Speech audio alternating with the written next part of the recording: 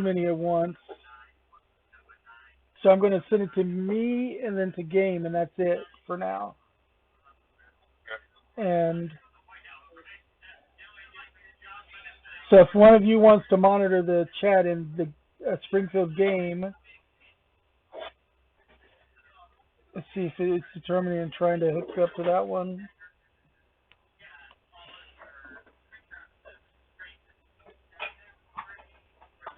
Oh, don't tell me it's hanging again now. I'm only trying to do one this time. One extra. Hey, You see me? that? Hey, it looks like it might be up. Okay. I see three people in a picture of the Team Phoenix up top. Hey, that's what you're supposed to see. Three people in the picture of Satine Phoenix up at the top. All right.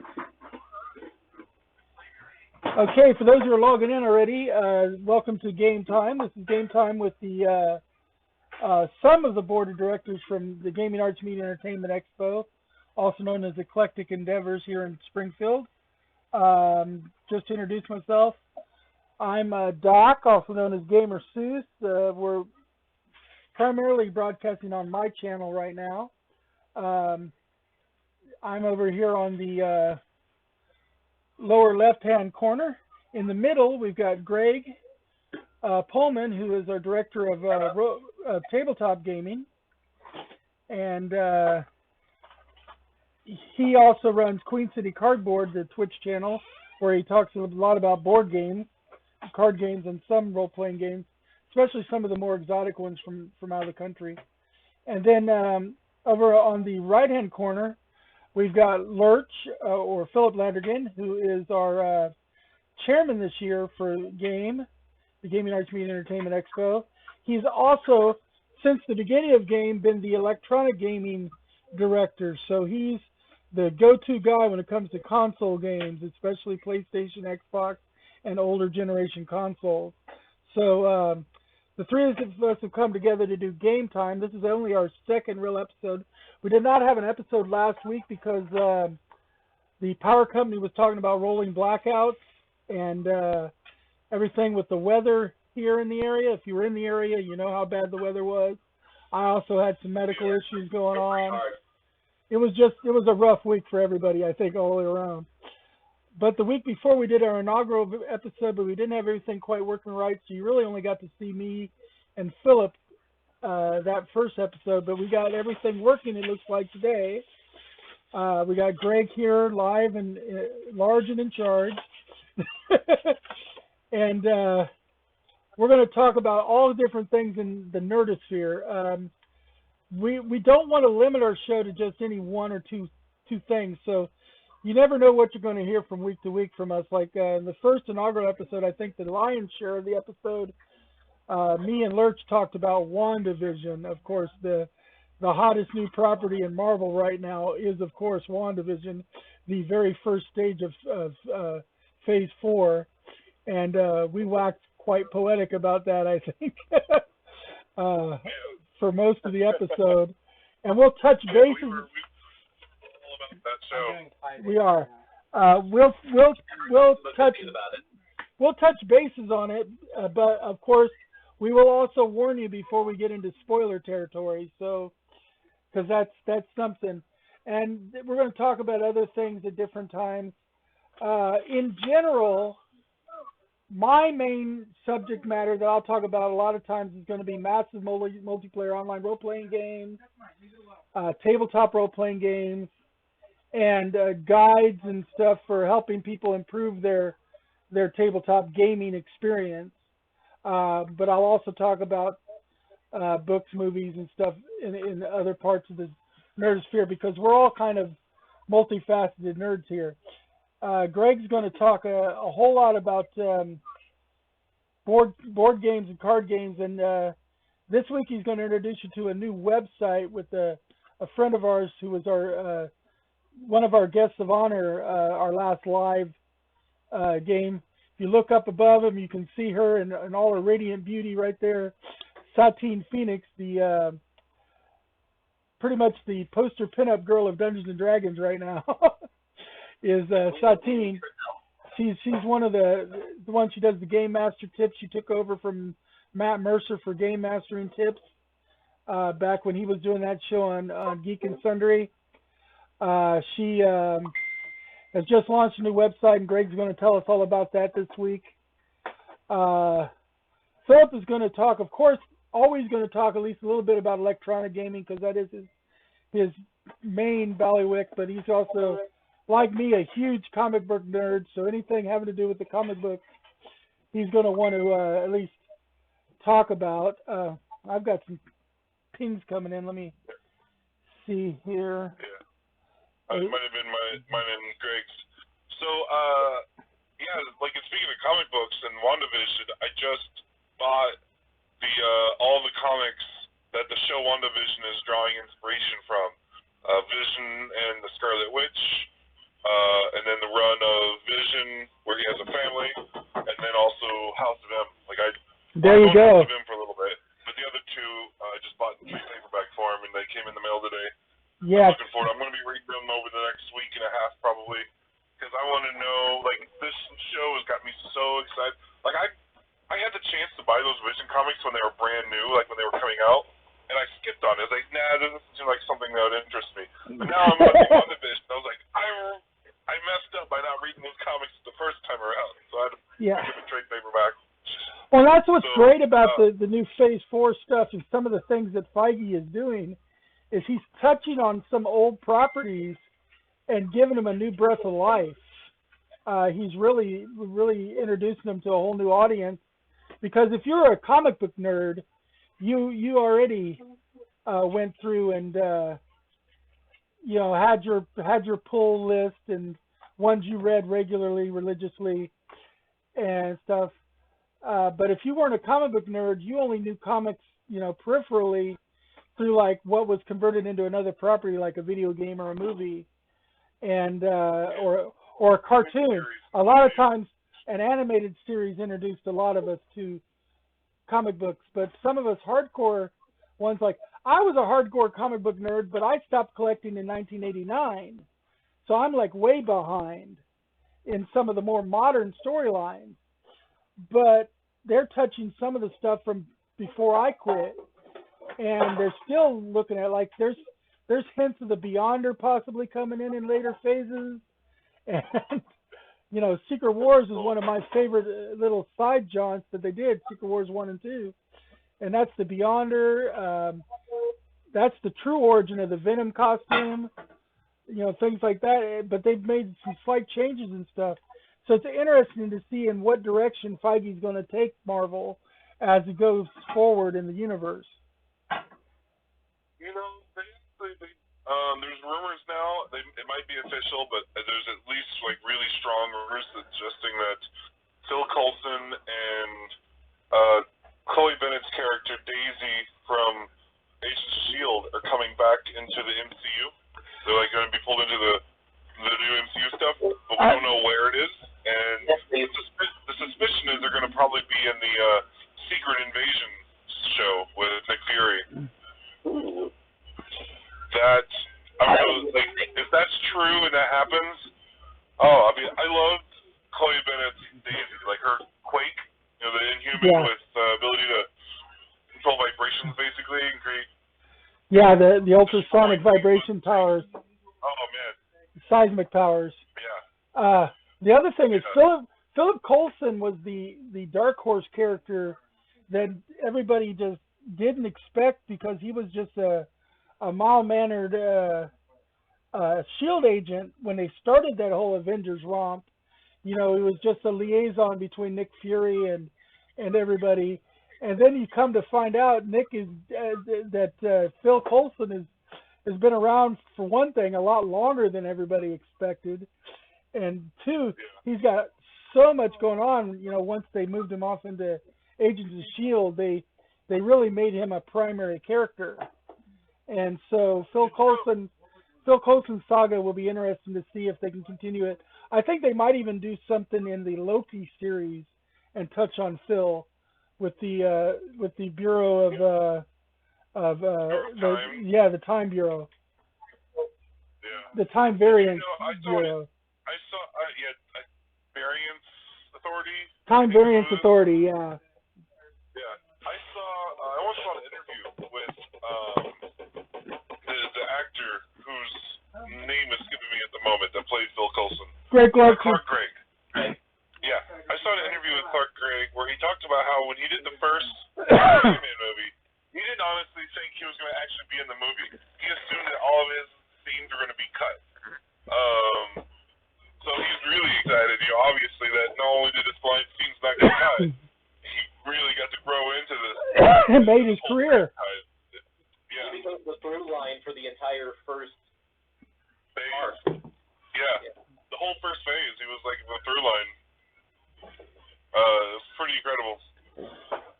Yeah. Like a small part where I don't think he's based on any comic book characters. I think they've since made a comic book character based on him, but I don't think there's any hard and fast one, no. And so the fact that he wasn't like a pre-existing comic character, and he had only like 3 really short scenes in the original Iron Man, and he talked about how he's been in a lot of movies where he just had a few scenes, and all those scenes would be cut, and he wouldn't even, he'd still get paid for his time, but he couldn't use it as, in his auditions, be like, yeah, I was in this other movie because the scenes were all cut. Right. So that's what he really was expecting. Funny how that can pay off sometimes, Yeah, it can make or break. I mean, Marvel itself can make or break a career. The biggest problem is you don't want to get typecast into something. But I think Coulson's pretty safe there.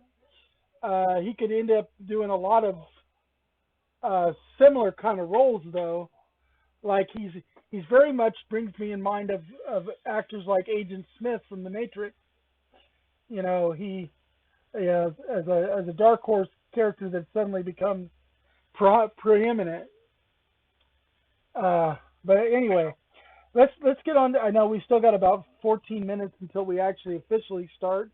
I don't mind starting early. I always start my own shows early when I can.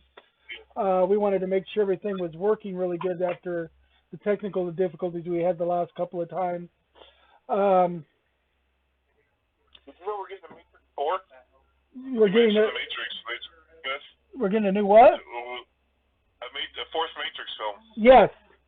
Yeah, they're working on a fourth Matrix film.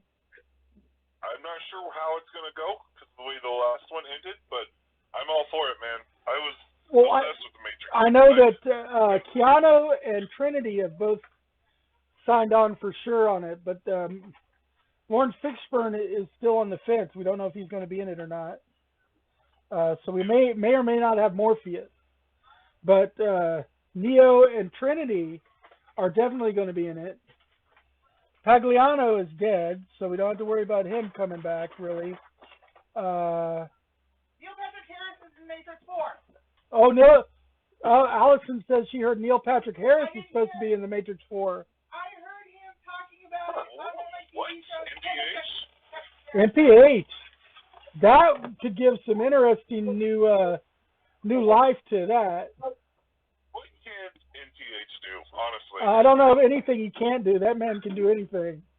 He went from being Doogie Howser to being like one of the greatest nerd stars out. I didn't even really watch Doogie Howser much. I did. Yeah, Allison did. Doogie wasn't I've never watched Doogie Howser, and I've only seen a handful of episodes of How I Met Your Mother. But damn, that dude was fantastic, and a series of unfortunate events. Oh yeah. That show alone. He did a phenomenal job as Count Olaf. His Count Olaf beat, and I love Jim Carrey, don't get me wrong, but his Count Olaf beat Jim Carrey's in the dirt. He was such a good Count Olaf. He was in something else recently. I listened to an NPR report reviewing, I forget the name of it, but it's a series set in Britain during the emerging AIDS crisis of the 1980s, I want to say, and he was in that too. So, Allison's trying to remember. Hold on. She knows which one we're talking about, but she can't remember it either. I don't remember. She's looking it up, I think. That's a good thing about having my production assistant here with us, is that she can look those kind of things up. That's the other thing that NPH was talking about. Because I guess he was talking about this at the same time he was talking about being in the new Matrix movie. In fact, the Matrix is like a side scene. He's Wild. actually talking about the TV show. Let's see. And then He was in Starship Troopers. yeah, he was in Starship Troopers because he played the intelligent one who he talked to the ferret with his mind and guided them to the brain bug in the first movie. It's a sin. That's it. It's a Sin is what it's called. It's a Sin. That's a TV miniseries. Yeah, that's his new project. That was it. It's a sin. So It's a Sin is Neil Patrick Harris. In Starship Troopers, he played Carl, which was the three friends when they were going to school. He was the brainy friend who was studying telepathy and stuff and learned how to speak to the brain bugs. And that was his purpose there. You know, and then Casper Van Dien was his buddy who was the football player, and Rico for Rico's Roughnecks. Did you see the Harold and Kumar movies? I He's saw supposed to be playing himself, but he is not himself. Like, you know what I mean? He Like, kind of does. personality was Well, he not does a cameo, but he does kind of like how Will Wheaton does sometimes, and he does a cameo in a movie. He doesn't necessarily play himself, but he plays a version of himself as people see him, and that's the same thing Will Wheaton does. Because like Will Wheaton actually is a really nice guy and everything, but a lot of times he comes into, like, for instance, Big Bang Theory, and he was an asshole. And he's not really an asshole. Most of the time, he's being an asshole to Sheldon. Right. And Sheldon can make anybody into an asshole. That's true. You know. Yes. Sheldon has the capability of turning people into assholes. I'm pretty sure Bill Nye, the science guy, is an asshole for an episode. Right. I couldn't even think. But I'm pretty He sure turned that Bob happened. Newhart into an asshole. And Bob Newhart's like the nicest guy on TV. And he made Bob Newhart an asshole.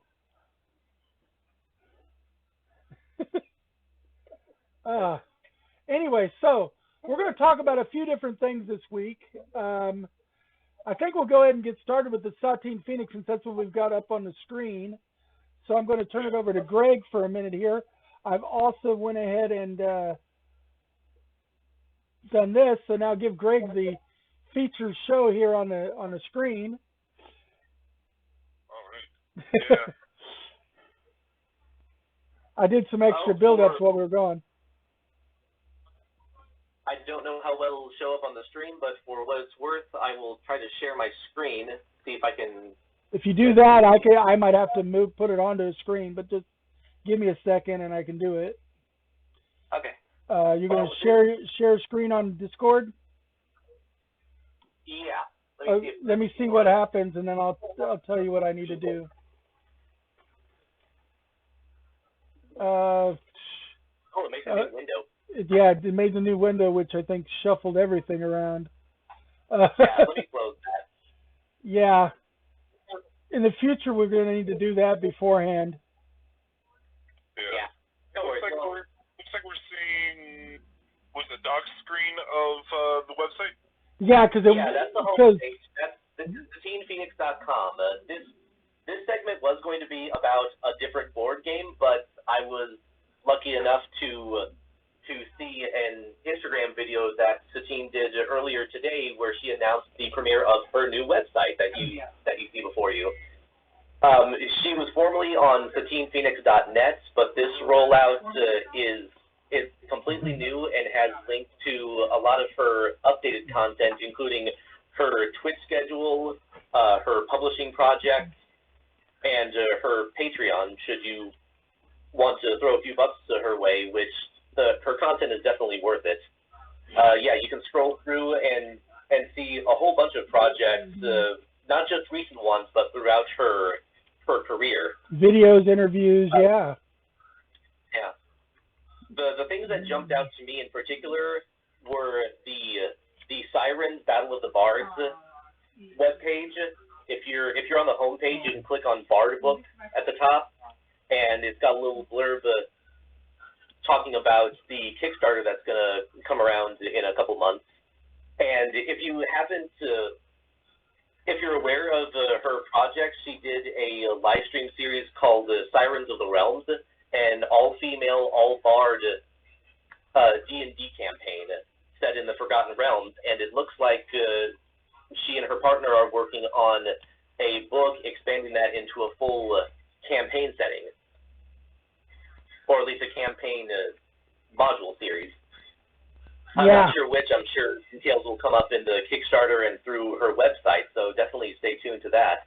But I did watch the first 3 episodes of the series, and I just fell in love with it. I also didn't know when I started tuning in that all the people playing bards were practicing musicians. And so the first time, a little over halfway through the first episode, when they start a jam session and all of them pull out instruments and just start jamming in completely improvised, it was magical. That sounds awesome. Well, like, wasn't Amy Warpole? Than like regular practicing musicians, you know? Yeah, and it's a Satine Phoenix production, so everybody's dressed up, everybody's got their hair colored and has props denoting what their species is, what instruments they play, and it's fantastic. I have trouble latching on to live stream productions because they tend to be so long, but Sirens is one that I should get back into because the first couple episodes were really good. Well, yeah, and then she has a blog. Go ahead. And they streamed on the D&D channel for a while, so you know they had heavy backing. That's right, and she's got her Twitch schedule on here somewhere.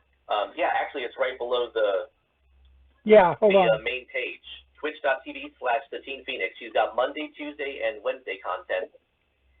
Currently. I assume she's probably going to build more in there. More than likely. If her Patreon and her other website, what was it? Gilded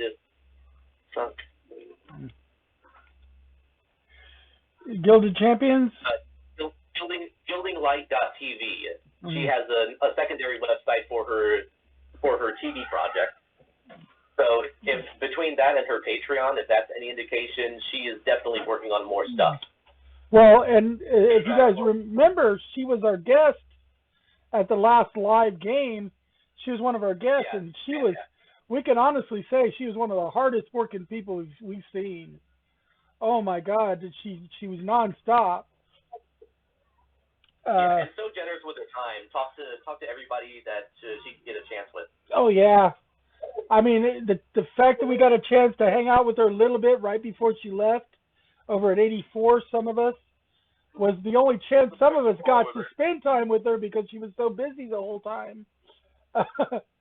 You know, because I was busy mainly between my booth and being the caretaker of Keith Baker. I didn't get to do a lot of Satine Phoenix stuff. So if it wasn't for that little end bit, I wouldn't have gotten much with Satine at all, other than her couple of panels I went to. Her panels were great. Yeah. Fantastic panels. That's great. I didn't get to sit on any panels. I was too busy with the video game section. You never get to leave electronic gaming. Yeah. I'm usually so busy with that I don't have a lot of time to do the other things. But something that she has on this website that's got me pretty excited is she has the paperback graphic novel series, the New Praetorians, sci-fi graphic novel series. Yeah, because she is a comic book writer herself and artist. Yeah. And so there's just so many dimensions to this girl, and she's really is a fantastic DM and very inclusive, very much the one you want to have in your corner. You can learn so much from her. even idly, not going to all of her shows. But when you get a chance to check one of her shows out, I mean, I know Greg will agree with me here. You really should, because You really should. she And gives you all if you kinds of don't have information. time for, if you don't have the time or the attention to dedicate to a full live stream episode or series, she also took over hosting duties from Matt Mercer for DM Tips. Yeah, I pointed that out at the beginning. Yeah. Yeah, So, she's supposed to so start doing that again find soon. a playlist that's got all those videos, and they're, what are they, Doc? Like 10, 15 minutes apiece? At most 30. But yeah, they're quick. She usually has a guest, and she's had guests like Taliesin Jaffe. She's had Keith Baker. She's had Matt Colville. She's had Matt Mercer several times. Even though she took over for Matt, she's had him back. She's had Liam O'Brien. I mean, she gets some people on there. Amy Vorpal, and you know, Amy Vorpal is one of the players in Sirens, by the way. I thought she was, because I know her and Jason Miller are. They have a musical group that does nerd music. But yeah, Amy Vorpal is an amazing DM and stuff too, and she's another example. So yeah, and if you want to see, especially nowadays, a good example of female empowerment in the gaming industry, Satine Phoenix is a brilliant example of female empowerment and inclusiveness, because she's a part of a lot of different subcultures and stuff, and she treats everybody just as an individual, and that's what I love about her. She doesn't come in with any preformed conclusions about people, and she doesn't encourage you to do the same thing. She wants you to come out and treat people as people, and take their actions into account. Don't look at anything else. Yeah, on the subject of empowerment and inclusivity, I also like to draw attention to the blog section of her website. There's a blog link at the top of the page, and right now there's only one post dated February 20th. This website is brand spanking new. So if any of this sounds interesting, this is a great time to get on the ground floor of what she's working on in the near future. But the blog post titled "Found Myself in Quarantine," there it is on the stream page, just talking about what she went through emotionally in the last year, and the healing regimen that she built for herself, working with professionals, of course, to get her not just through the year, but through some really internally rough issues. And the fact that she's so open about her experiences and the steps she took, not just the things that went wrong, but the steps she took to work through it, is a demonstration of how pro-mental health and pro-conversation she is. And her strength and resilience comes through. Banner, yeah, it's not just a banner, it's a mark. I mean, the thumbnail image on that page is literally a tattoo on her right hand. Yes. She's just such an amazing individual, and in a world where there's all this anger and fighting and stuff, it's nice to see people who are standing up for the fact that you can be inclusive and not do it in an angry manner, and not do it in a destructive manner, but rather be there for people and not against people, because there's a big difference. And Satine's all about being for people. Yes, inclusivity should be pro-social. It should be an invitation. Right. And it demonstrates that magnificently. Yeah, it shouldn't be gatekeeping. You don't want to gatekeep inclusivity. The whole point is to get more people involved. That's why, I mean, when it comes down to it, and I think Greg and Virch will agree, one of the big reasons we do game is because we believe wholeheartedly in bringing more people into these hobbies and the educational value of these hobbies. And we'd much rather see people out playing Dungeons and Dragons and playing all these things than getting in trouble in street gangs and stupid violence and riots and stuff. Wouldn't you rather be home playing Dungeons and Dragons and slinging dice? Because that's what I'd be doing. or grab a controller. Luxury, but should the opportunity arise, yeah, absolutely. I mean, I can recall a conversation that I had with a mother at Game Expo. I want to say 4 years ago. I had asked her why she had volunteered with us, and she told me about her child who was on the autism spectrum and had difficulty socializing, making connections with people. But this event sounded like something that he was interested in, and she told me about him walking in on the first day, not knowing anybody, not knowing where anything was, and just kind of being overwhelmed. But by the end of that first day, that Friday, he was walking back out with a whole crowd of friends who had just instantly bonded over that shared culture, that community, and I teared up a little bit. Because that's why I do this. I think that's why we do this. That's what it's about for us. That we're not paid. Okay, first off, everybody needs to know we don't make a dime from anything we do. In fact, Eclectic Endeavors is under the Springfield Regional Arts Council, which means it's all a 501c3 nonprofit organization. Anything we make over and above what it takes to put on our events, anything above our expenses, goes into things like we've done a scholarship in the past to nerdy college students. We're working now towards, and it's been put on hold because of coronavirus, but we're working towards doing some grants to after school programs that feature the nerdy subcultures, because a lot of times when you get these programs in schools, the faculty advisor comes in and they bring the books and all the supplies and stuff. But if that advisor leaves, their club is gone because they have to start over fresh again. So what we want to do is we want to come in and maybe provide a grant and say, like, okay, this D&D club for this school will have a grant that might buy them like 3 sets of the core books and some miniatures, and that way, even if their faculty advisor changes 5 times throughout the next 10 years, they'll still have that base set of books and be able to continue doing it. And we could come in even as special guests and do a panel on things to help the kids as well, because there's so much education involved with these hobbies. And so all of our money that we make in these hobbies, you see us like doing bake sales sometimes, and you'll see us doing other charity fundraisers things. That money is not going into our pocket. We're not spending that frivolously. In fact, most of us we're spending our own dime to get to places. We're shelling out our own money to provide a lot of extra prizes and stuff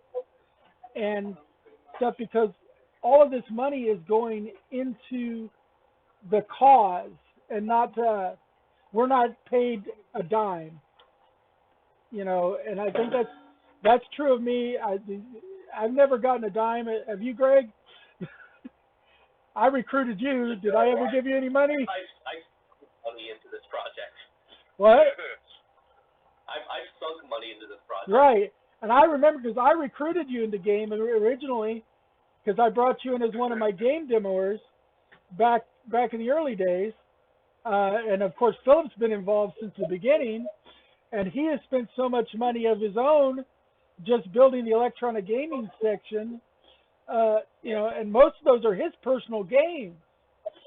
Not to mention he borrows some consoles from the rest of us to make sure we have a wide variety of consoles, and we don't get paid a red cent for that. That's because we're doing this for the inclusivity, to show people that this is a welcome respite. This is an oasis in the chaos of the world that you can come into and enjoy. We want this to be a safe space.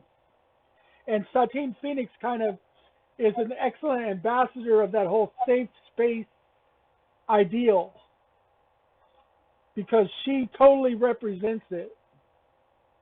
And I think that's what brings us back around to the beginning of the the subject.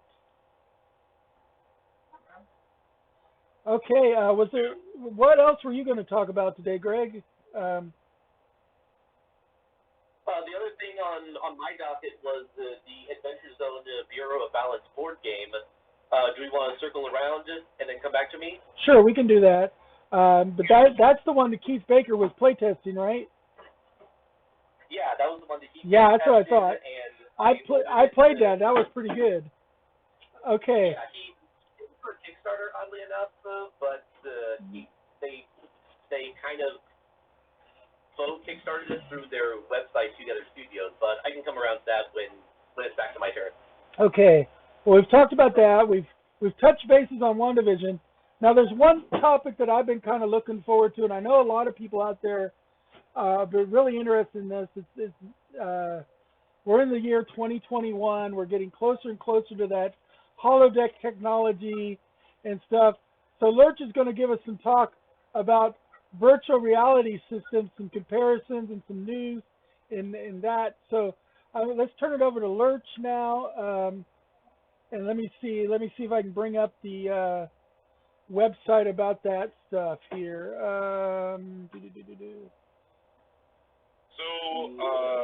Yeah, I've been kind of an ambassador of the VR technology since it kind of started.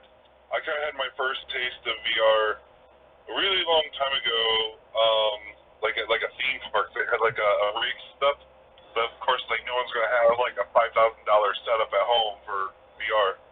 But back in 2016 when the PSVR first came out, I was one of the first people to pick one of those up.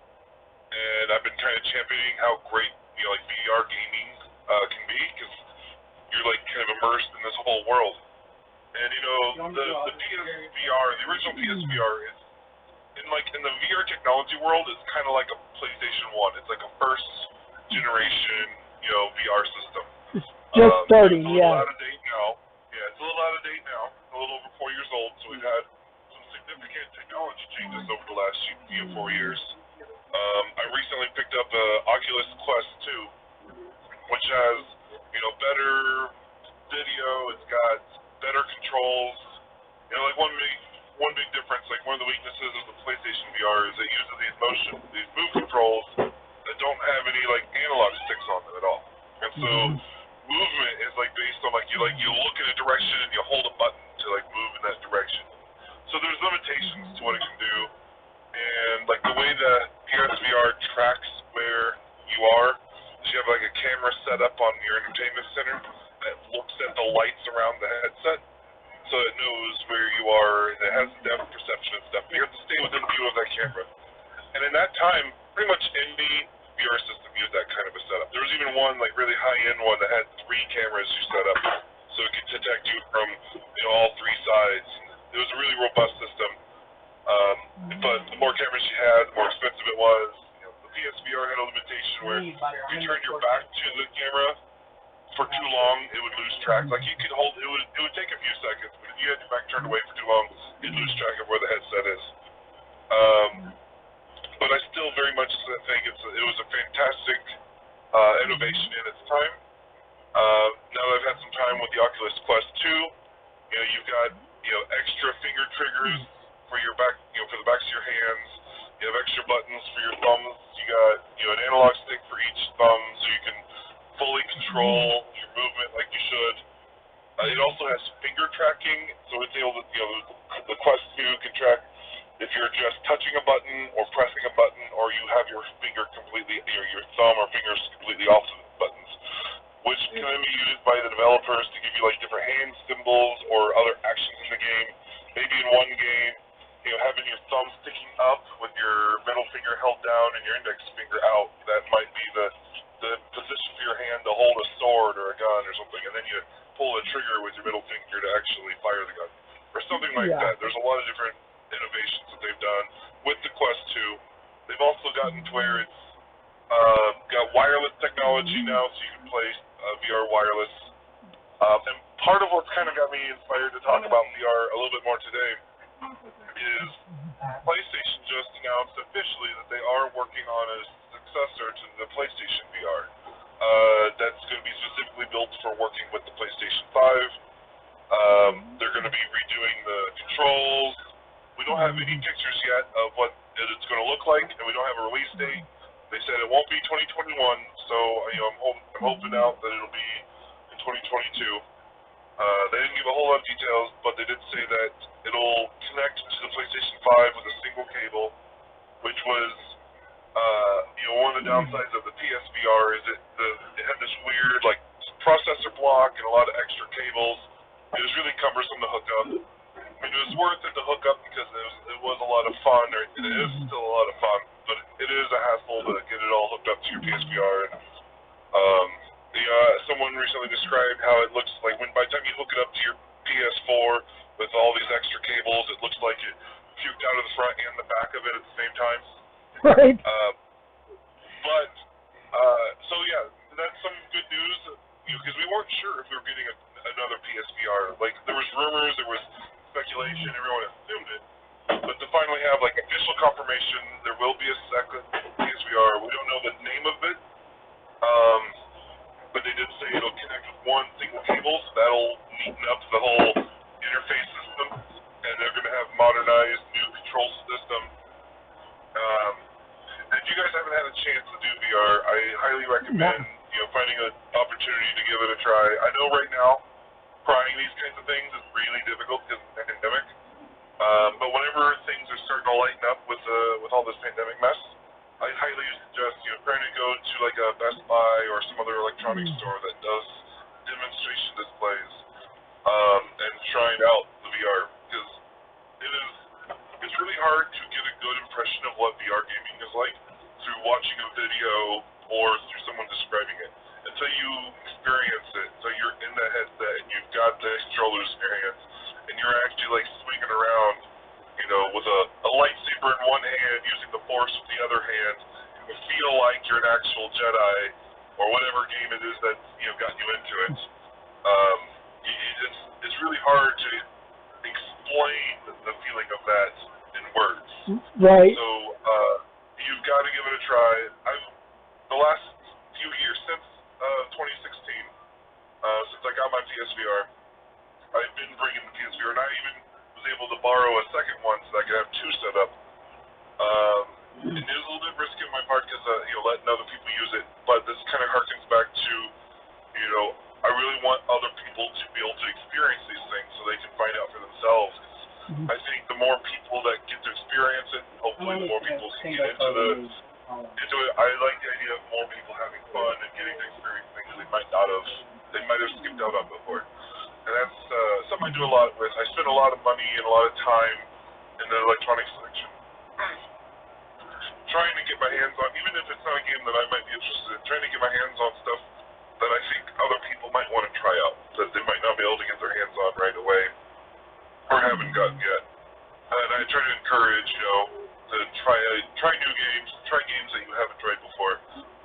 And VR gaming is just a whole other experience. And there's a lot more to VR even now than just games. There is actually an app for the Oculus Quest 2 that doesn't use the controllers, it just tracks your fingers. And this is something else, like the tracking technology has changed, where before, in the earlier years of the VR tech, you had cameras set up around you that looked at you to see where you and the headset are. Now the headsets are being built with cameras built into the headgear, and then those cameras are able to look around and see where obstacles are and help you stay in a safe zone, and use all that for tracking your movement. And they even have like pass-through, so you can like see the world in front of you and through the cameras and stuff like that. So being able to, they now have, some of them have, like the Oculus Quest 2 can use a tool that within it that can like scan a piano. That's something that I thought was really interesting. I don't have a piano to do this with, but if say you have a piano, you can scan it, and then it'll show you how to play the piano and track your fingers. Nice. And you can actually learn to play the piano. I watched like an hour-long video of someone who'd never played a piano before sit down with that app and learn to play a song on the piano. Nice. And it was, he wasn't an expert at it in that hour, but it was incredible how much he advanced in playing the piano in that hour just using the headgear app. kind of really, that specific video helped me realize there was a lot more to VR tech than just gaming. A good friend of mine bought his wife the VR headset because she was starting to get a little depressed by being home all the time with the pandemic, and now she's like gets into the VR headset and helps her feel like she's with people or outside of the house. Sometimes she'll just like sit for half an hour in a VR environment that looks like a forest or a beach, and it really does a lot to help to elevate your mood, especially when you're stuck at home. In a lot of ways, almost 24 hours. It's the new staycation. Instead of going on a vacation, you go to a virtual vacation for a little while. It brings me in mind of things like the holodeck on Star Trek and stuff. It's what it is the ultimate goal has always been to get that kind of excuse me, full immersion. And I never got a chance, like you've been bringing it to the game, like you said, for a few years, but I'm so busy at game, and there's such a line for those particular ones that I never get a chance to try them out. And I was always concerned because, my eyesight issues, because I went blind there for 2 years, and my left eye is still mostly useless. But I was told by somebody that it shouldn't affect my enjoyment of VR at all, which makes me want an Oculus Quest even more. But it's fun. Like in 2019, for Game of 2019, the way I was doing it, of course, it had to be 2019 because of the pandemic and all. But that fall, I had 2 VR headsets, and we had a long line of people wanting to do VR games. I deliberately did it to where like one VR headset was being set up for like really quick paced stuff. So like Beat Saber, where someone plays for 4 minutes, and then they hand it off to the next person, and they just kind of take turns.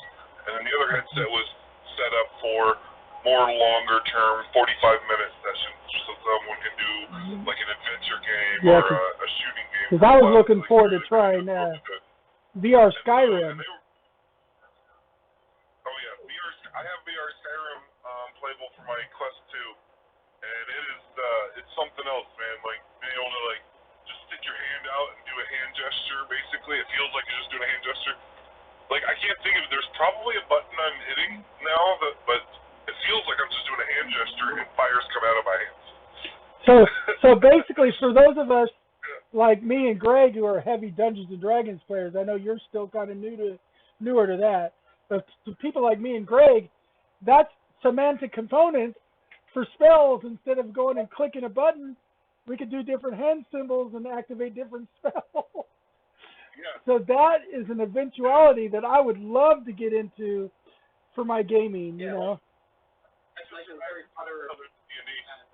Like that Harry Potter app game where you actually like move the phone or the remote control in the form of the wand gestures. Right. But even more, there's so much with all that precision control with your hands. There's all sorts of things you could do with that. I was gonna make a joke about maybe with this new technology they could make an even better and or worse surgeon simulator game.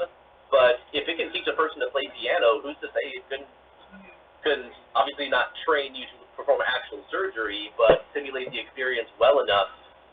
That actually is a thing.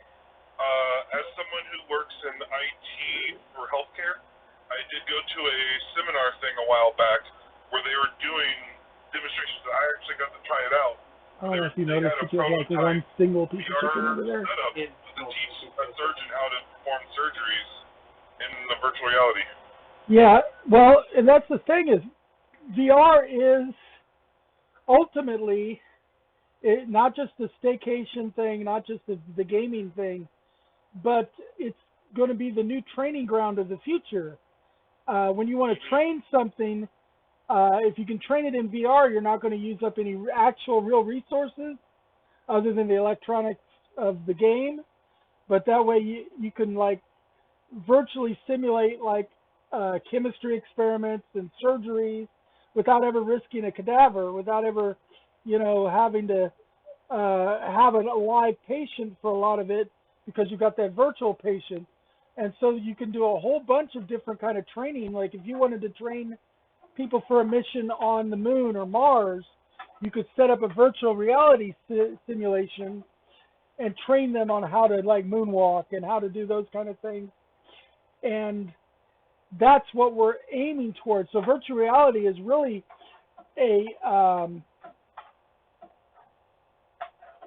it's a paradigm shift in our reality. We're actually jumping another level of technology, and that's what a lot of us Star Trek and Star Wars and Babylon 5 fans have been waiting for. Us sci-fi nerds have wanted to see those jetpacks and laser cars and stuff like that, but we wanted to see the virtual reality is that first real step. It's that Ready Player One where you can go in and live in the Matrix for a little while. Let's go visit Neo for a little while. How about it, guys? Yeah. Yeah. And I think that something that the Oculus Quest 2 specifically is doing is it's at a specific price point combined with specific features that I think it's really the first VR headset that's pushing VR into the mainstream now, right? Like PSVR is, the PSVR was for like early adopter VR players that was, on the more affordable side of good technology, as long as you already had a PlayStation 4. There are VR systems that are, that perform better than the PSVR and the Oculus Quest 2, but they cost significantly more. Oculus Quest 2 starts at $300. And if I remember right, they are selling it at a loss, but it's made by Facebook, and they're gonna make their money back because you have to have a Facebook account to use the Oculus Quest 2, which some people have trouble, some people have an issue with having to have a Facebook account to use it. But as long as that isn't an issue for you, I think it is the perfect headset. It's really easy to use.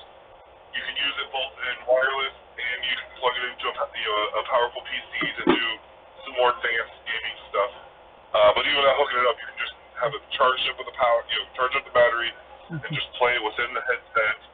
And you're on the couch. You can sit on the couch and have a stationary boundary, or you can stand up and draw something out. But it's so simple, so easy to use. And at $300, it's cheaper than most game systems. It's half the price of most phones. So it's approachable. And yeah, its price is at an approachable level, and it's like previously VR systems I've always seen like hardcore people getting into it. Nowadays people are buying VR systems for their kids for Christmas. They're buying the Quest 2. Right. Yeah, if I wasn't getting a new laptop next month, I probably would end up getting a VR system. But I'm getting the laptop. And I think that alone, just getting VR into the mainstream, is really going to push VR to start really growing now. Well, yeah, the more people using it, the more they want to build on it. Yeah. Yeah, the most I've seen of VR in the last few years has been from high-profile YouTubers who have been playing games like Beat Sabers or that one Rick and Morty game, and yeah, and the fact that those are becoming more, like you said, more accessible now. They're more affordable. Is essential to the industry if people are going to keep developing games for that, because as I understand, that was a hurdle up until just the last couple of years. The developers didn't want to develop games for VR because the VRs were so expensive and weren't that accessible to a mass market, which they were spending thousands of dollars for hundreds of customers. Yeah, and which means the people developing that technology aren't financially incentivized to push that technology because there aren't enough games for it, and it's a snake eating its own tail. So having that be so accessible is really going to drive the market, and maybe in the next couple of years we can really see where that goes. Especially since I know you mentioned it earlier, but when we weren't on stream yet, Philip, that the Oculus, I think it was, is starting to have haptic responses, and that to me is major advancement. The Oculus Quest 2 does have like some rumbles, a little bit of feedback. what I was talking about earlier was the next generation PlayStation VR system was gonna like, because I don't know if you are aware, but the PlayStation 5 has like full haptic feedbacks with like its triggers and stuff. So like you're playing like Call of Duty, every single gun, the triggers feel completely different. You know, they have different pressures and stuff, and pushback. And they're talking about the PlayStation's talking about incorporating that same technology into the new controllers that they're going to have on the PlayStation VR, this next generation, whatever they call it. A lot of us are calling it the PSVR 2 until Sony gives us the actual name they're going to call it. Right. But yeah, things like haptic response, I think, are an important part, because that's the part that gives the real illusion that you're in the game. Is those little tweaks. I mean, sight and everything's great, but until you start incorporating other senses like the touch and smell and things like that, it still always seems just a little bit two-dimensional. Once you start adding in that extra sensory input, it comes alive. And I mean, that's why we like to read. Like, I read a lot of virtuality books called lit RPGs, where they talk about going into the virtual reality games, like Ready Player One, and a lot of them have to do like the Lawnmower Man thing and stuff, where they put on a full haptic suit and they're in the total geosynchronous orbiting thingy, and or a special couch. I do get a little bit hesitant about smells. I have almost no sense of smell, so that would throw me a little bit too. But well, it's like in the book, they always talk about how they have to turn the pain threshold way down if you play these games, because if you felt the actual pain of some of these hits, you'd never want to play the game. But then there'd be hardcore players out there with everything turned to 150%. Masochist, you call that. Masochist, yes. Yeah. like I'm picturing this kind of gives you an idea of my where my mind goes. I was picturing like playing a Digimon game and fighting like a Numamon, and that Numamon throws this crap at me, and now I'm having to smell poop because that's part of the feedback. Like, I don't want to smell the Numamon. They smell like sewage. You want to be able to turn your sensory input up and down as you can, but the fact that it's there, even if you put it at a lighter percentage, would bring the scene to life. Playing Monster Hunter, I sure want to smell those meals that I'm having cooked. Oh my god! I don't know if you play Monster Hunter. I've got it. I just don't play it a whole lot. Food I've ever seen in a video game.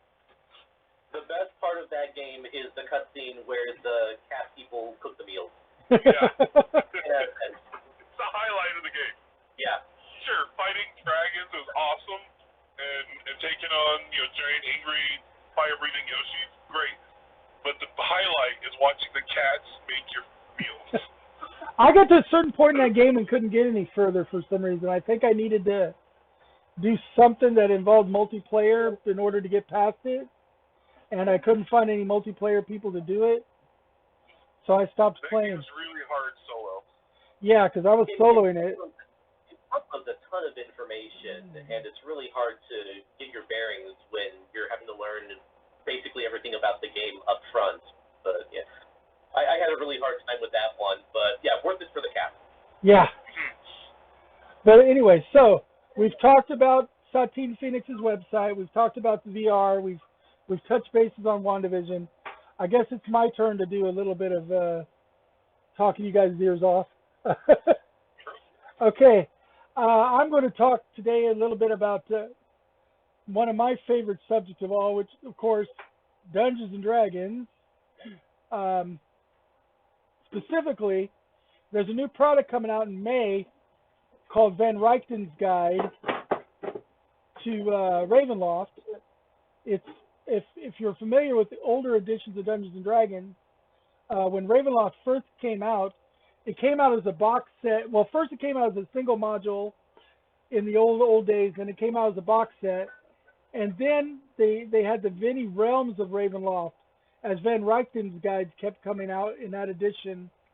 And so you didn't just go through Barovia, which was the world of Strahd von Zurovich, or Dracula, D&D's version of Dracula. You had other areas. You had the Vistani who were going from realm to realm to realm. You had the werewolf area. You had all these different. You had areas where a fallen paladin from Dragonlance came in and took over an area. You know, that was Lord Soth and stuff because Ravenloft touched on all the other realms of D&D, and it just was influenced by evil emotions and stuff. And so it was more than just the world of Barovia, which is what, if you've ever gone through the Ravenloft um, Strahd campaign setting, that's all you really experience is the Barovia part of it. Well, in May, they're coming out with a new Von Richten's guide, which is basically going to re-expand Ravenloft back into the full realm it was before, and maybe even make it bigger. They're going to start making it to where you can go and adventure in a world that's mostly populated by lycanthropes and ghosts and goblins. And the goblins of Ravenloft, I don't know, if you've played Dungeons and Dragons, you think of a regular goblin, you're like, oh, that guy's a pushover. A Ravenloft goblin is not a pushover. It's not the same beastie. And so, if you're a long-term D&D player like me, who's played since 1978, or even Greg, who's played a long time, and played through a few different editions and stuff like this kind of excites us because they're bringing back some of our favorite things. And that's coming out in May. There's been a big push in Dungeons and Dragons as of late, especially with the inclusivity ruling and stuff, which I'm all for inclusivity. The only thing I'm not completely for is I do think that the fantasy races do need to have their own racial identity, because a race is a little bit different than what we think of as race when we're dealing with racism, because there is an actual distinct difference between a dragon and a dwarf than there is like between a African American and an Asian American, for instance. Those are the same race. The African American and Asian are the same actual race. They're just two different cultures. There's a big difference between a dragonborn and a dwarf, on the other hand. And I think that's the one thing I'm afraid they're going to lose. Whole other species. Yeah. Some games have tried to work around that. I know Pathfinder 2nd Edition stopped calling them races. They're called ancestries now. Some games call them species. But yeah. Yeah, the terminology is the thing. But one of the things that I'm personally against in the new edition is they're homogenizing a lot of the races so that you can start playing one race but use the special abilities and stuff of another race, which eliminates the fact of being the first race in the first place, and they're losing some of the racial identity, which to me seems to be a sacrifice that's not worth making. I do want to include people. Don't get me wrong. I'm absolutely for inclusivity and not showing prejudice at the table for people. I'm not wanting to exclude people. I'm not wanting to gatekeep people. I don't let my players run evil characters, for instance, because I believe the game is a representation of heroic fantasy, unless I'm specifically running an anti-heroic evil campaign. My players play good and neutral characters in my game and stuff, and I like to see some of the crimes and punishments for evil acts in the game, because unlike real life in the D&D world, there are physical representations of gods that can come out and smite you if you break their tenets. So a race can be evil in D&D because they have a god stepping on their toes.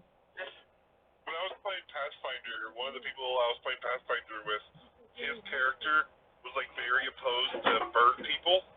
I don't remember why, but he had an issue with bird people, and all the rest of us that was playing would have our characters give him a really hard time and tell him he was being racist. You know, it was just like messing with him or whatever. And he's like, I can't stand these bird people. Why? Racist. He's like Sheldon Cooper. Sheldon didn't like birds, remember? but no, that's the thing. Is like everybody's brother. Because if you've been playing D&D for a long time, you remember when Driss the Warden first came out, and then everybody and his brother wanted to play a good drow. To me, a good drow was only a unique character because there was only one of them. If everybody and his brother is playing a drow with a good alignment, a good drow are no longer special. And I don't want to get rid of the magic of D&D by homogenizing things. At the same time, like I said, I don't want to promote racism or even necessarily speciesism, but I do want to differentiate species because species are different. And they do have benefits and they do have drawbacks. I think you can have those options available, but kind of split the difference by calling out, these are certain qualities are intrinsic to the species, others are cultural traits. Like you can't take away an elf's low light vision, but if you have an elf raised by humans or dwarves or gnomes for whatever reason, they probably don't have the elven weapon proficiency that you would expect. Yeah, and that's perfectly reasonable because that's more of a learned skill than an innate thing. Yeah. But yeah, you're right. Just like the dwarven ability to sense stone creations and stuff could be innate, but that doesn't mean that every dwarf out there knows how to use a hammer or an axe. If he was raised by humans or raised by someone else, he might be that rare dwarf that uses a trident. I once read this really good book that had a dwarf saved a young orc that was about to be killed and eaten by his own kind because he was too small for an orc.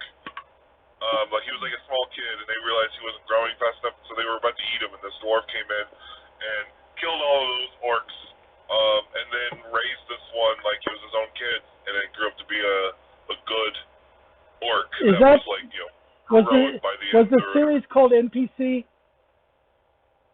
It was called Abysswalker. It sounds like NPC because there's another one that did that. Anyway, but yeah, the thing is, I want to keep the magic of the game, but I don't want to homogenize it. I want the game. I don't want it to be exclusive, but I also don't want it to lose the magic. There's a difference, I guess, and it's just kind of. I mean, to the people who want to play those kind of characters, there are people out there that will cater to them. I'm just not the DM for them. which is why session zeros are so important. It Absolutely. sets those tone and those expectations, and people learn what the boundaries are, what they are and aren't comfortable with. So, were you saying this Ravenloft? That's it's a vampire type character, right? Well, okay, Ravenloft is a realm of Dungeons and Dragons, and it's called the Demi-Plane of Dread.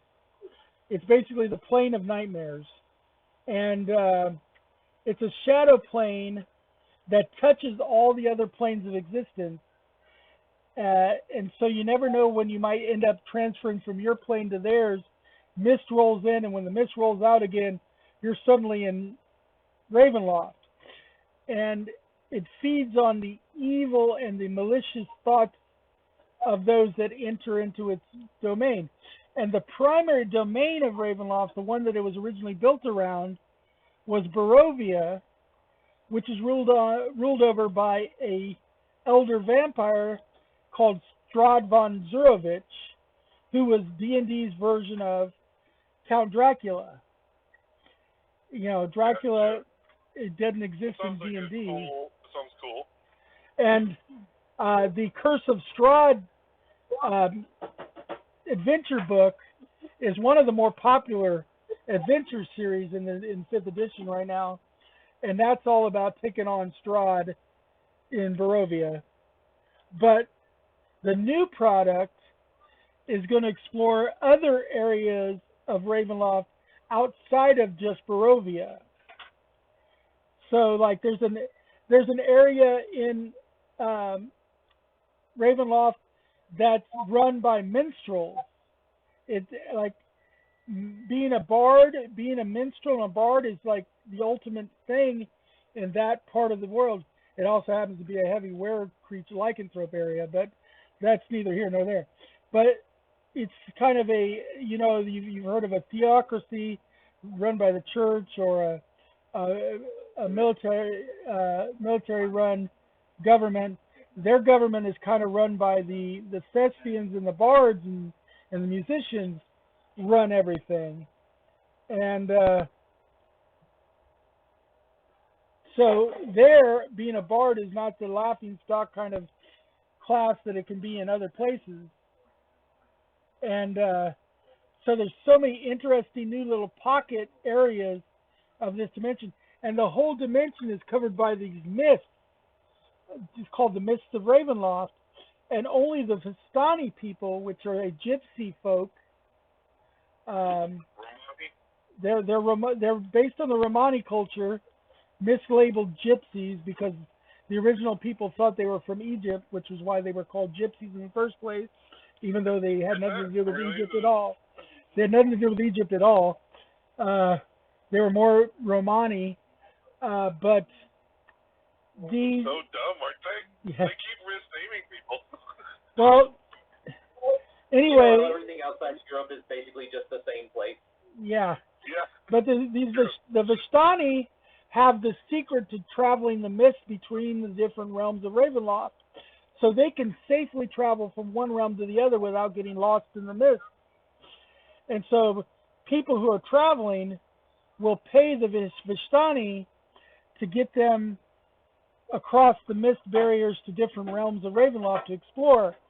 But otherwise, it's a little bit of a crapshoot when you're in Ravenloft. You never quite know where you're going to end up next, which gives the DM a lot of power to guide where you end up for players that don't like to always follow the DM's lead so well. It's pretty bad when they just, end up getting railroaded in. But you don't always want to railroad your characters. Sometimes you want it to feel like they've got more choices. But yeah, so Van Rychten's guide is going to expand Ravenloft back to the size it used to be with all these different realms, which is exciting because in a way it's like several new source books all coming out at once with all these different little demi-planes of dread that people can explore. And they use the character of Von Rychten as the NPC to introduce you to it. And so he's like a virtual character that comes in like Mordenkainen or somebody as your guide to these, because Van Rychten is a researcher who is researching Ravenloft, and he does all kinds of these guidebooks to Ravenloft. And so that's the new product that's set to come out in May, because there's still growth. 5th edition is still going strong. A lot of people thought the 5th edition would have failed by now, because it's been the habit of the D&D editions to have a shorter and shorter run per edition. But the way they set 5th edition up, it's actually carrying its own weight now. And there's a good chance that 6th edition will be a long ways coming. I've only played a little bit of 5th edition, but the little bit of 5th edition I did get to play, I was enjoying it more than the 3.5. 3.5 had its proponents. The biggest problem with 3.5 is it was what some of us called the glut edition, because it was a book for everything and everything in its book. If you wanted to, that's what I spent the most time on is 3.5. That's what I was introduced to. And I didn't avoid 5 for any particular reason. It's just that's the one that I knew how to play, and then most of the people I played with, that's what they wanted to keep playing. And I wasn't in the power to, I wasn't in a position to even attempt to argue for anything else. And then I did a good amount of Pathfinder. But I played some 5th edition with Chris Stewart from. Oh, and he's an excellent DM. That was a really good game. I had a lot. We didn't get to finish. We was doing a little one-shot story. We didn't get to quite finish, ran out of time. But man, it was a lot of fun. And it's seemed like, it was, we were able to get to do a lot of stuff that was fun from the other versions, but it was just a little bit simplified, so it was a little more streamlined. Right. And yeah, I was leaned on 3.5, and I think 5th edition number 1 strikes a good balance in complexity between 3rd and 4th edition. 2, there's been a whole lot of books being released supplementing 5th edition, but they don't feel the same as 3rd edition. They're not just piles and piles of character options and mechanics. Those do exist, but they feel more like supplements to archetypes and to personalities, not just here's 20 new things that fighters can do, or here's 20 new spells that clerics can cast.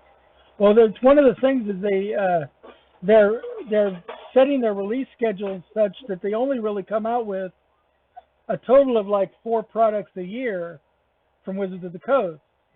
You get one main product. They try to give us some kind of a campaign setting product and a supplement product, and then one adventure track is kind of what they've been doing. So there's no more than like 4 major products that come out in a given year as far as books go, instead of 40 of them coming out like with 3rd edition, or even in 4th edition where they started slow, and then even 4th started having a lot of them come out.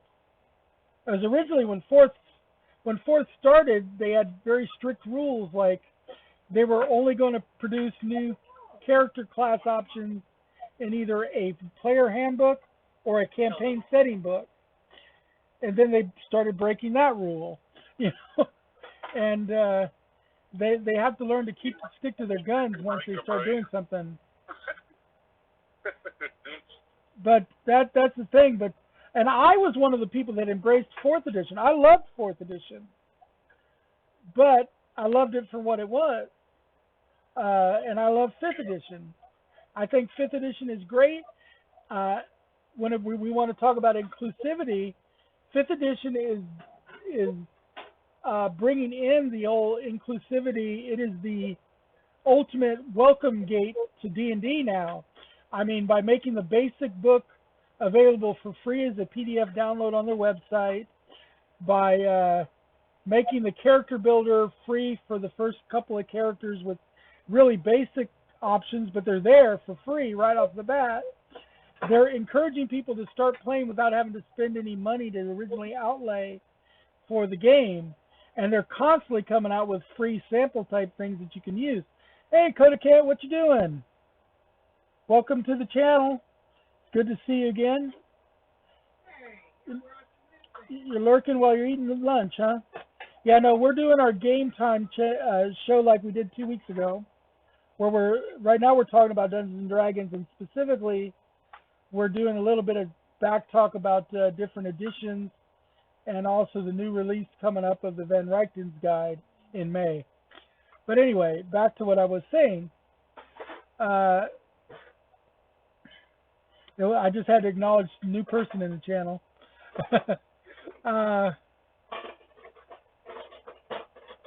They need to learn to stick to their guns, but 5th edition is actually putting out the welcome mat and letting more and more new people into the game.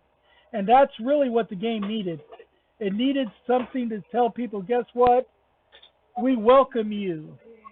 And things like Critical Role and Acquisitions Incorporated and Sirens of the Realm and things like that are in tandem with 4th edition, really is bringing that out.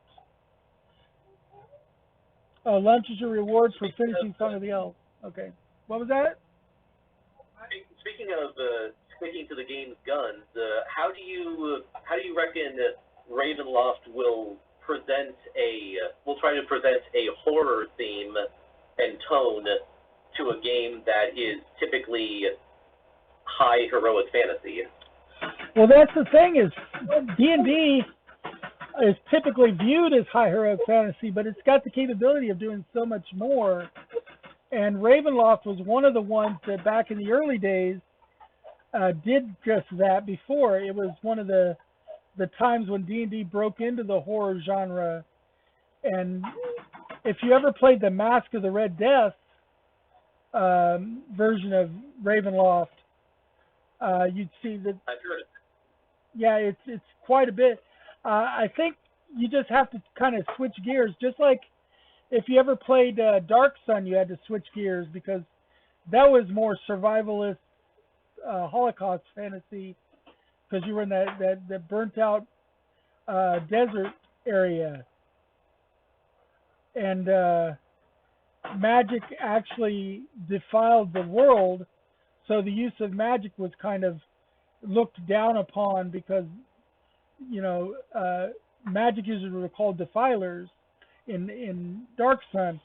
So some of these campaign settings have to change the way you look at the game as a whole when you come into that setting, and Ravenloft is one of those settings. Sure, I'm just saying D&D tends to be a power fantasy, and I'm interested to know what advice the book has or what, if any, mechanics they will implement to push the traditional horror themes. It sounds like they've already got isolation covered. You go into the mist, you get trapped in this other realm, and you can't get back out unless you know people who know how to get out.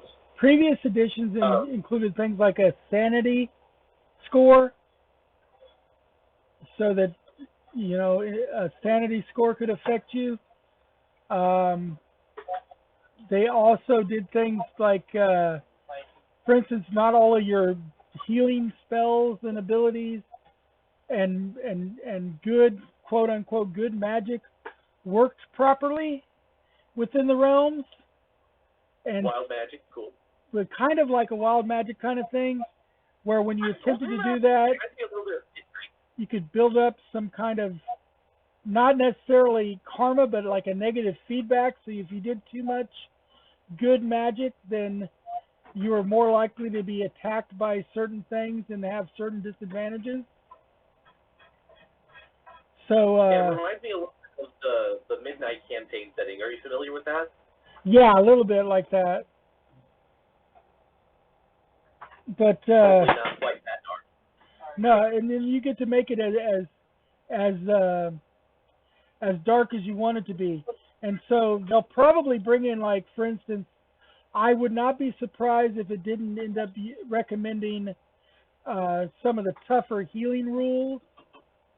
Instead of, like, for instance, a short rest being an hour and a long rest being 8 hours every 24 hours, it might do the one where a short rest is the 8 hours every 24 hours and the long rest is once a week kind of thing. Or they might do a chapter type based system like in the milestone system, where it's not necessarily that you can do rest whenever you feel like it, but only at specific chapter points in the game can you stop, rest, and recover. So it takes away some of the player's agency when they do that way, though. So it's just kind of up to how the DMs are going to launch into it.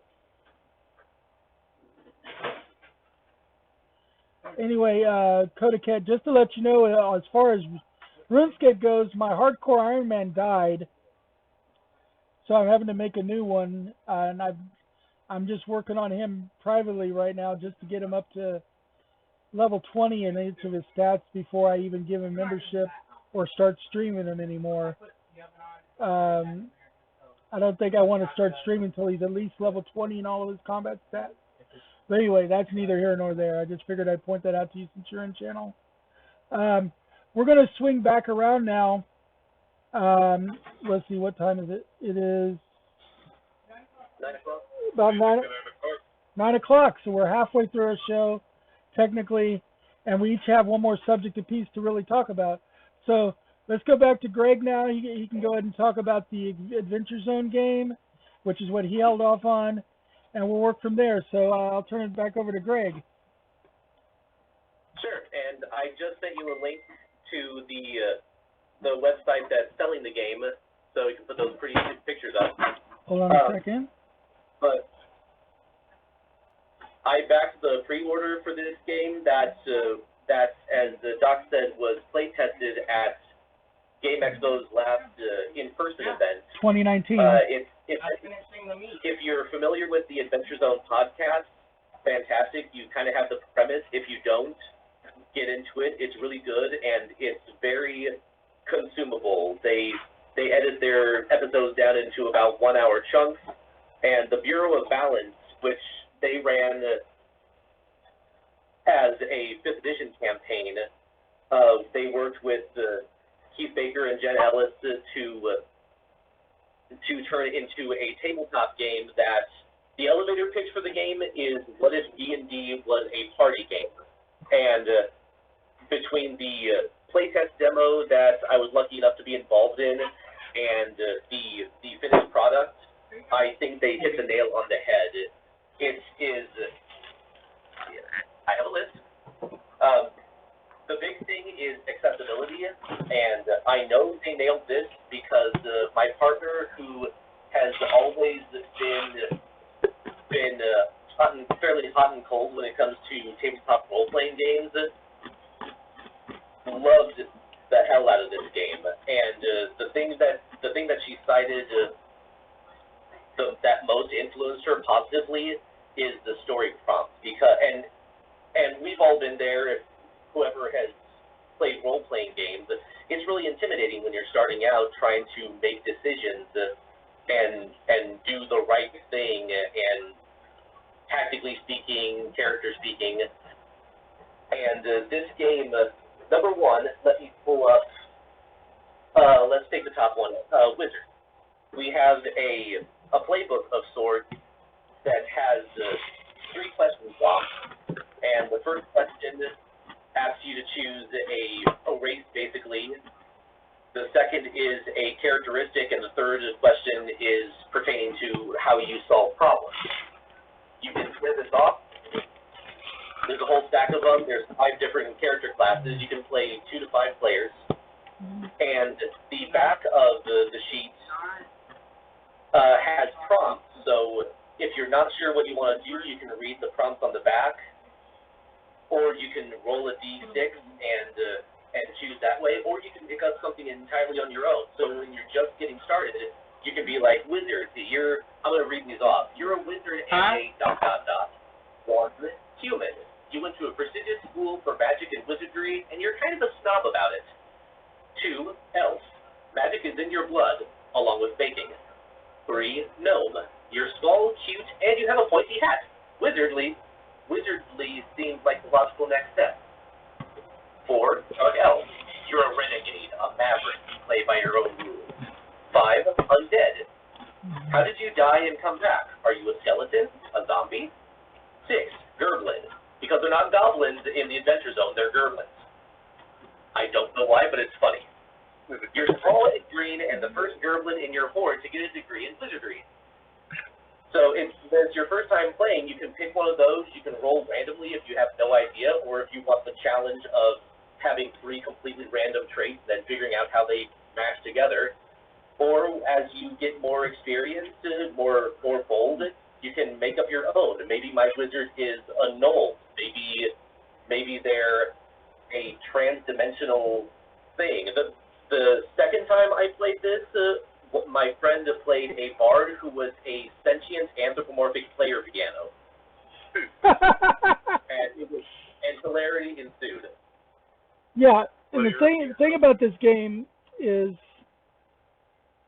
Keith Baker was one of the designers on it, and he's got his quirky sense of humor that comes through in a lot of his games.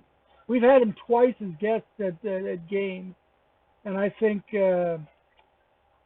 next to Satine Phoenix, he's one of the best guests I think we've ever had. He's so approachable and quirky and fun, and like Satine, he's constantly moving, constantly working, and this game really is a reflection of him and the way he thinks. And that overview approach to character generation also leaves a lot open for you to explore the character as you play through.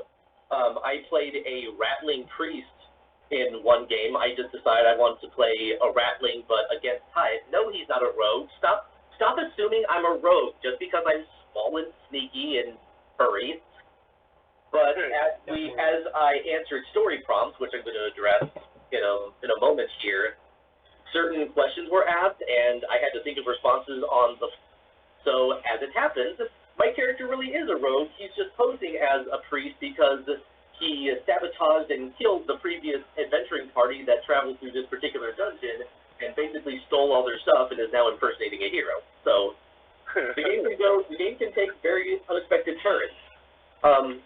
But the thing that really drives the improvisation when you don't know how you're solving a problem or what exactly your character's doing, you can be as deep into the weeds of details as you want to. But some of these cards have story prompts. So you'll have a question on an encounter like, you're dealing with a smug apprentice. You get a +1 bonus.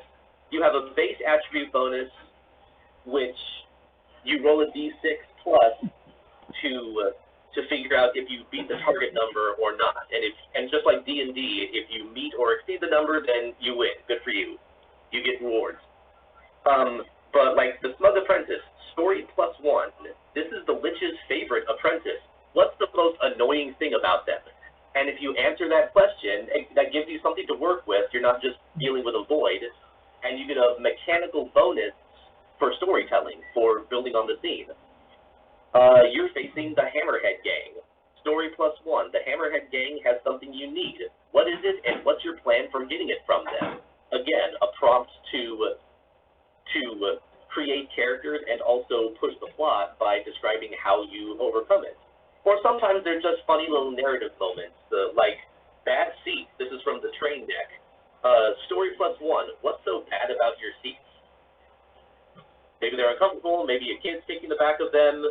Maybe they're enchanted to have seat warmers, but they're overheating. Yeah. In my case, it doesn't matter what. As long as you answer the question, you get a +1 bonus. So you're mechanically incentivized to come up with something. To improvise the place. Seats are too small in my case usually. My knees are digging into the back of the guy in front of me. And for those of you who love the idea of RPGs but don't like math, the character sheets have the number for what your base strength is for dealing with an encounter. There is a chart at the bottom of the player board, and there's a token that you can put and run along that track. So you don't have to do all the math in your head. You can just run a number, you can just run a token along this track to figure out what your total bonus is, and whether you're getting assistance from teammates, and then once it's all done, this is adorable. They split the difference between a D20 and a D6. I don't think they wanted the complexity, the high math of a full D20. They just wanted simple, small numbers, which makes sense. So this is a 20-sided die, but it has 3 1s, 3 2s, 3 3s, etc., which makes for 18 sides. The remaining 2 are a crit success and a crit fail icon. So it's the best of both worlds. It feels like you're playing D&D. You get that nice feeling of rolling a D20, but you don't have to do nearly as much math, which again is really good for people who are just getting started and don't want to think super hard, which is I guess those ones then aren't going to be critical misses, huh? A nat 1 is not ideal, but it is not an automatic fail. Okay. Yeah. And in fact, it's pretty easy early on, depending on what sets you're playing, to stack bonuses enough that even on a 1 you succeed. And I think the game wants you to do that. There's an assist mechanic where each character has an action token. You can spend your action token to assist another player, and there's differences in whether you assist before or after the roll or other things. But since each player gets 1 turn to do something, and the action tokens refresh at the beginning of the incentivized to use those tokens, and so you're more often than not, everybody's going to be assisting somebody turn after turn. Right. And for those a lot of collaboration too. For those who don't know who Keith Baker is, like I said, he's been a guest at Game twice. We know him. If you're Dungeons and Dragons player, you probably know him because he designed the Eberron campaign setting, which won the Design a Campaign Setting contest they had for 3rd edition. Quite a few people I know actually entered that competition, but Keith Baker's the one that won it and got that. But he's got writer's credits on quite a few different games. One of the most unique card games I think I've ever seen in my life is one called Gloom. And he created that Gloom card game where the cards are transparent. And so as you layer cards on top of each other, you cover some bonuses and not others and everything. And you're building it. And the unique thing you want to do in that game is kill off your own characters while they're as depressed as possible. So that's a great game too. And that's the thing. Keith Baker does his games with very different kind of goals in mind. Like he also did another game called Phoenix Dawn Command, where your first thing your character does is die his first time and get reincarnated as their first Phoenix form. And what? You're basically a fantasy superhero. You're a fantasy superhero who has 7, I think it is, deaths before your permanent death. And so it's not quite the 9 lives of a cat, but still. And then he's done other games, like he's done Battle Cat, where he's mainly just, he pulled a bunch of us and asked us to submit pictures of our most personable cats. And then he created cards with them, and you build it. It's a story building game. What? What was that? My cat is in it twice. Yes. My cat's in the main game and one of the gamer expansion. Right. I'm more proud of that than I probably should be, but I'm going with it. Yeah, because that's it. Keith Baker likes to take standard game design tropes and put them on their side, and so if you really want to play an interesting new kind of game that you're not going to find in just any old game system, you really want to play something from Together Studios. I mean, I haven't had a chance to play it yet, but he did the game for the Decemberists musical group called Illumat was the name of the game, but it's from the cover of the Decemberists one album. They had talked about a game, and he ended up designing a game for that. I haven't had a chance to play it yet, but I'm looking forward to that one too. Keith is actually a constant pen pal of at least me and Greg. I know that. I have a copy of Illumat, so once things start to clear up and we can start meeting in person again, I'd be happy to run through that. I would love to. I have a funny story. I have a funny story about that, actually. I got to help demo Illumat at Gen Con 2017, I want to say. I think it was the second year I went. And everybody who demoed the game, everybody who played, got put into a raffle, and they were giving away prizes. Some people got a copy of the game. One person, one of the people who happened to be playing at my demo table, won a copy of the rule book for Illumat in the form of a vinyl record. Nice. Had recited the text of the manual to them. Nice. That's pretty great. I played that with you before during, what was that occasion? Was it? Probably a game day at the Creamery, maybe? I don't think it was game day, but it was at the same place. It was Geekmas. Oh, Geekmas? I think. We missed Geekmas, so we were supposed to go. It was a fun game. That's one of those games that I do want to break out more. Even though I've got like 200 games, I feel like that one has not gotten enough love, especially since it's designed to be played in a kind of ritualistic fashion and be played over several hands. It's not like it's not like Uno where one player wins a round, the game is done. You accumulate points, and then you keep trying to accumulate points over rounds and be the first to get to a set number. And there's also lore in the game.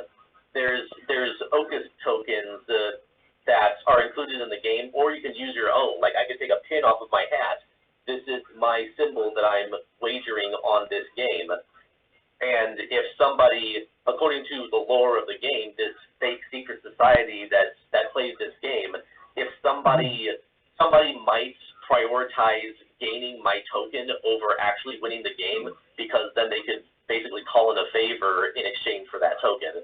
So Right. if you dig into the development lore of the game and how much thought and love and creativity went into developing it, it's a real trip. And okay, and just for background, people, if you guys realize, if you knew Greg like I know Greg, you got to understand, if Greg says that a game is one that he wants to play more often, that means that game's pretty special, because he does have 200 and some games. Because I mean, it just, when we put together the gaming library right now at the Gaming Arts Media Entertainment Expo, the gaming library primarily comes from 3 sources, and that's my library, Greg's library, and Chris's library. And that's it. He had over 400 titles, I think. Yeah, we had over 400 titles, and the majority of it, 100 of them comes from me and Greg, and that's not, we don't even bring all of our titles. You know, so this is the thing, is we love our board games. Circling back to Adventure Zone game, though, one more thing I want to address is the replay value of the game, because there's 3 decks that form the challenge of the game. There's a villain deck, there's a relic deck, and there's a location deck. The location is obviously the place you go to do the thing. The villain is the enemy that you're facing down, and their legion of minions and or traps and or wards. And the relic, which is the object of power that is causing mayhem and that you have to reclaim and get under control. And your objective in the game between the whole party is to completely clear out 2 of those decks, one of which has to be the relic. And I'm getting a little into the weeds, but the reason I bring that up is the base game includes 4 different villain decks, 4 relic decks, and 4 location decks. And the manual includes not just a recommended setup for a beginner game, which I've played 5 times now. I'm really looking forward to cracking out some of the others, but also recommendations on how to set up different games, like how to set up a fast game, how to set up a longer, more challenging game, how to set up a very random and chaotic game. That's cool. Yeah, in fact, I think there's room for, and they probably thought about this in advance, expansion packs for the game, depending on how well this sells. Because all a single villain or relic or location deck is 10 cards, 2-sided, so basically 20 cards that can provide a variable challenge and exist in tandem with whichever other 2 decks you choose. I really appreciate a game that adds replayability by having differing objectives and threats. You know, kind of like the Legendary games. I play the Marvel's Legendary Deck Builder game. Right. It's probably my most played game, and, you know, part of why I played it so many times is because whoever your master villain is and your other villains and your scheme changes with the loss, what your objectives are to win, what the loss rules are, and other factors, and so it makes such a difference that it feels like it's 100 different games in one box. You know, and that's the thing, replayability. Yeah, and the ability to have a completely different mechanical and narrative experience depending on whether, even if everything else is the same, you'll have a different experience depending on whether you're playing, whether the villain is the dragon or the cult, or whether you're fighting on the train or in the temple. Right. Yeah. And just that little change can completely alter the tone and the pacing of the game. Yeah. I could use a fork. And did we make any kind of sauce? Yeah. Okay. And I gotta say, it really goes with this. Well, Go for it. You need to clean them at the then. same time, not requiring you to completely break down the game and reset it up as something in it. There's not a ton of play pieces. This board has exactly 7 reserved spaces for card decks. The 3 challenge decks and the cards that indicate which one is which, and the space for a surprise card, which is it's not really important to go into. It's just the things that are hidden in each deck, randomly shuffled in, that can help the players along. But you don't know who's going to appear to help you until you draw that surprise card. Yeah. Okay, great. Now, see, I think the next thing on there is we had a new Avengers game that we were going to hear a little bit about from Lurch. And I think you just sent me a new link for it. So let me go ahead and follow that. Some more details about the update we're getting next month for the game. Let me do that. Yeah. So the Avengers game, the Avengers video game, which was made by Crystal Dynamics, published by Square Enix. Crystal Dynamics made the more modern, the more recent Tomb Raider game that did so well. Which, if you haven't had a chance to play those Tomb Raider games, they are a lot of fun. It's like Tomb Raider. It's like they took the lessons learned from people playing the Nathan Drake games. Like they played Nathan Drake Uncharted games and learned from that to make it even, to improve on that. Anyway, Crystal Dynamics, they made this Avengers game that came out in August originally, and I'll be honest, it was pretty buggy. It was quite buggy when it came out, but they've been patching it and improving on it over the few months, and the game's running a whole lot smoother nowadays. Now, some people, I think that some people, kind of give it a little bit of a hard rap because, they'll play it. I know some people that played it for over 100 hours in the first month and then complain that they ran out of things to do. And I mean, to that, I'm like, if you're gonna play a game for 100 hours, earn it $60, already. But what's interesting about this game is it's a game as a service, which it usually isn't my jam for the most part, but I'm really enjoying the Avengers game itself. But they put out the game. It came with 6 characters, out of the right out of the bat, and then they recently released a 7th character. And something that's nice about this game is that they're going to keep adding new characters without adding any more cost. You don't have to pay for the new characters. There is, you can buy costumes and emotes and stuff like that to help keep it, help keep them going, help keep them making more money, but none of that's necessary. And so, you buy the game and you get all the extra characters, and something that I think is nice is not only are there new characters, but those new characters are coming with new story content.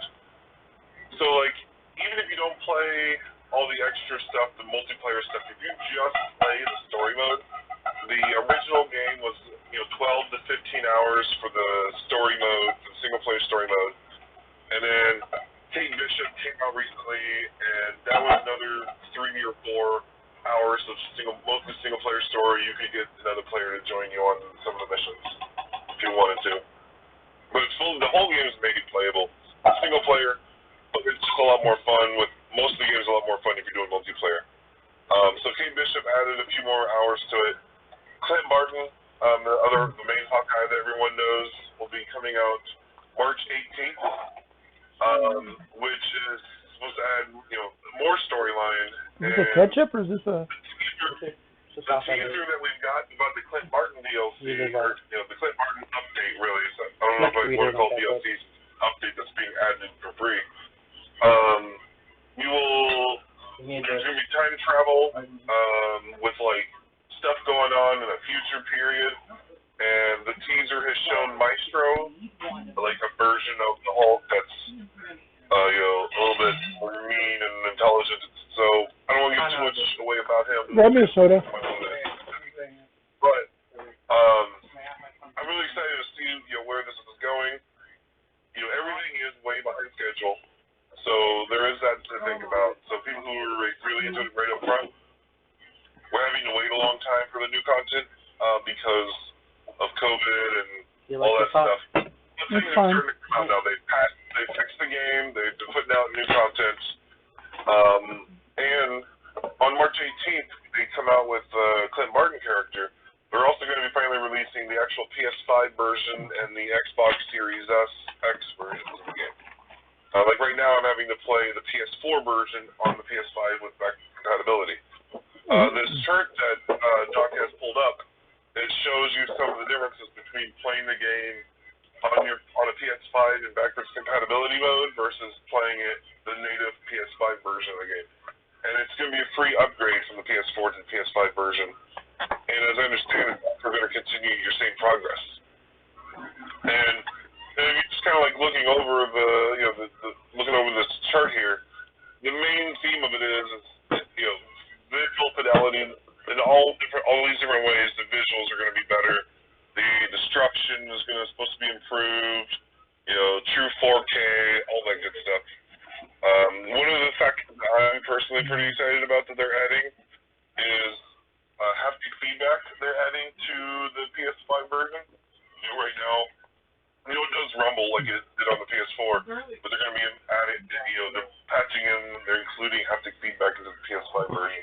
So they're really trying to take advantage of the new technologies, the new hardware that the PlayStation 5 is offering. I don't yet have like an exact sheet of what the Xbox Series X, Series S versions will be updating, but I'm sure that most part it's going to be the same list except for probably not haptic feedback since it doesn't have that in the controllers. But otherwise, I would expect it to be a very similar checklist. So I kind of wanted to bring this up because there's been so many updates to the game, and more updates coming soon. And I think anyone that's got, especially one that has the current gen systems that has any interest in the Avengers game, March 18th when it comes out with the Clint Barton stuff will be the perfect time to scoop the game up and play through it. I've played it for a little over 200 hours, and I rarely hit the 100-hour threshold on any game. Most games I'm bored by it well before I get to 60 hours. And this is one of the few games. Now, it helped that I was also playing it with, I was playing with a couple of friends, and so you're like socializing, just chatting online while you're, wrecking people. But I don't know, just being able to like feel like you're Thor, swinging around the hammer, hitting lightning. I love throwing the hammer at people, pinning them against a wall or a tree, and then leaving them pinned there while I have lightning come down and strike the hammer multiple times while I continue punching other people. I don't know, something about that combination is just a lot of fun. And Kate Bishop, in fact, I was not looking forward to the character Kate Bishop like whatsoever. I was like, an archer, I don't really care. But she has teleporting abilities and a sword. Like she stole some quantum tech. She stole some technology from AIM that allows her to teleport. So I'm having a ton of fun. Teleport in, slash people, teleport up above them, down with a sword and slash. Then shoot people at a distance with an arrow. Then shoot someone with a teleporting arrow so that you hit them with the arrow and then the arrow explodes as you teleport to where the arrow landed. It's just the way how fast you can move around with her. And I've always enjoyed teleporting. Nightcrawler is one of my favorite X-Men. So she's turned out to be, she's now my second favorite character to use in the game after Thor. And they managed to take a character that I had zero interest in and made me love using her. So, I think people should try to give this game a chance. A lot of people are worried about having to pay more money for the extra characters, but the microtransactions are all just cosmetic stuff. So pay for what you want, other than just you just gotta buy the game to have access to all the characters as they release. I guess that's really all I can say about it. Give it a try. I have a hard time faulting them too much for things getting delayed. They haven't been as open about their delays as some other companies, like Cyberpunk, for example. Cyberpunk just announced another delay for some for some patches and for some updates because they got hacked recently. CD Projekt Red got hacked, and the problems being caused by CD Projekt Red being hacked is causing them to be even further behind on their work on their Cyberpunk updates. But at least CD Projekt Red is being really open about it, and that was all getting delayed and held up due to COVID as well. But yeah, that's everything I can think of. You guys have any questions about the Avengers game? Have you guys played them at all? No, It looked interesting to me, but I heard really mixed things about its the story. But I'm a big fan of Kamala Khan, the new Ms. Marvel. What do you think of her character and her mechanics? I liked her quite a bit. She's my girlfriend's favorite character to use. I enjoy her quite a bit. She was really fun to use because she comes in at the beginning of the game. She is not an Avengers yet. She doesn't even have powers, and she's going to this Avengers Day festival, and you get to go along with her as she's fangirling about getting to meet Avengers. And so there's a lot of it feels really genuine. It feels like a really genuine performance of this young girl getting to meet her heroes. She's there because she wrote a fanfic about the Avengers that is among the finalists of people who wrote fanfics or whatever. She's a character in the comics. Huh? Have you read much of her comic run? I've only read a couple of comics with her in them, but this version does feel very familiar with what I saw in the comics. Yeah, I recall that her room is plastered with Avengers paraphernalia, mainly, obviously, Carol Danvers' Ms. Marvel, or Captain Marvel. Yeah. And when she undergoes the Terrigen Mist transformation in the comics, while she's in the cocoon, she dreams. She basically has a Vision Quest dream where Captain Marvel and Captain America appear to her and basically pass her the torch and say, "There's some weird crap going to go on really soon, but you can do this."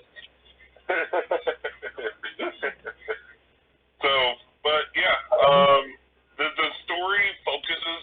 The story does kind of circle around Kamala a lot because they're kind of wanting to bring you in as the new member of the team, kind of a thing. And the Avengers Day, A-Day, they're having this big festival, but then there's an attack that the Avengers end up getting blamed for, and so the Avengers break up for a few years, and then Kamala comes across the plot, basically, without giving too much away. Basically, Kamala comes across this plot, realizes the only way to stop this villainous plot is to get the Avengers back together, so she kind of goes out on a quest to bring the team back together.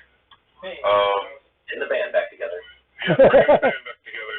And there's some friction along the way, Oh, yeah. There's some, hard feelings between some of the Avengers about the breakup and everything, so, I found the story to be a really compelling, really quality story. So even if you don't like all the extra multiplayer stuff and don't want to run hives and raids and stuff like that, it's still worth the play to play through the story mode at least. I know some people kind of got put off by the first level because the first level just got a lot of button prompts that kind of teach you the ropes of the game, and it switches between characters every few minutes. But when you're playing the main game, you have longer stretches with each character, and you get more choices who you're playing as during the missions most of the time, with a few exceptions. And it's a little bit more fleshed out. But that first level was kind of made as a tutorial level, and a lot of people were I've seen a number of people that just play the first level and be like, man, I don't want to play if it's going to play this first level, but that first level is teaching you the basics of the game. Then it opens up more and you get a lot more control and kind of and I don't know. I don't want to get too much of the story. I personally like the story quite a bit, and that's one of my things that kind of draws me into a game a lot is a good story to me. It's a good comic book story. I'll say it that way. Good. Good to hear. And I think like I said earlier, I think this main story took about 12 to 15 hours to beat. added onto the story, another 3-4 hours of story. And the way it's looking, I think it's going to do that with most of the new characters as they get added. There'll be more story going on. Cool. So, I'm getting a little bit of a pause on my end, but yeah, I think that's it. I think Doc's looking ready to talk about his MMO games. I was going to do that, but I forgot I'd actually my other thing to do this week was more to talk about Batwoman. Oh yeah, Batwoman. And Yeah, specifically some season 2 Batwoman stuff. For those who have been keeping up with the CW Arrowverse, they still call it the Arrowverse, even though Arrow is now defunct. Pretty much, he's gone. It's the Arrowverse because he birthed the universe. This is the first series in the universe. Yeah. The So, CW was trying to get it to be called like the CW verse or something, but it didn't catch. It's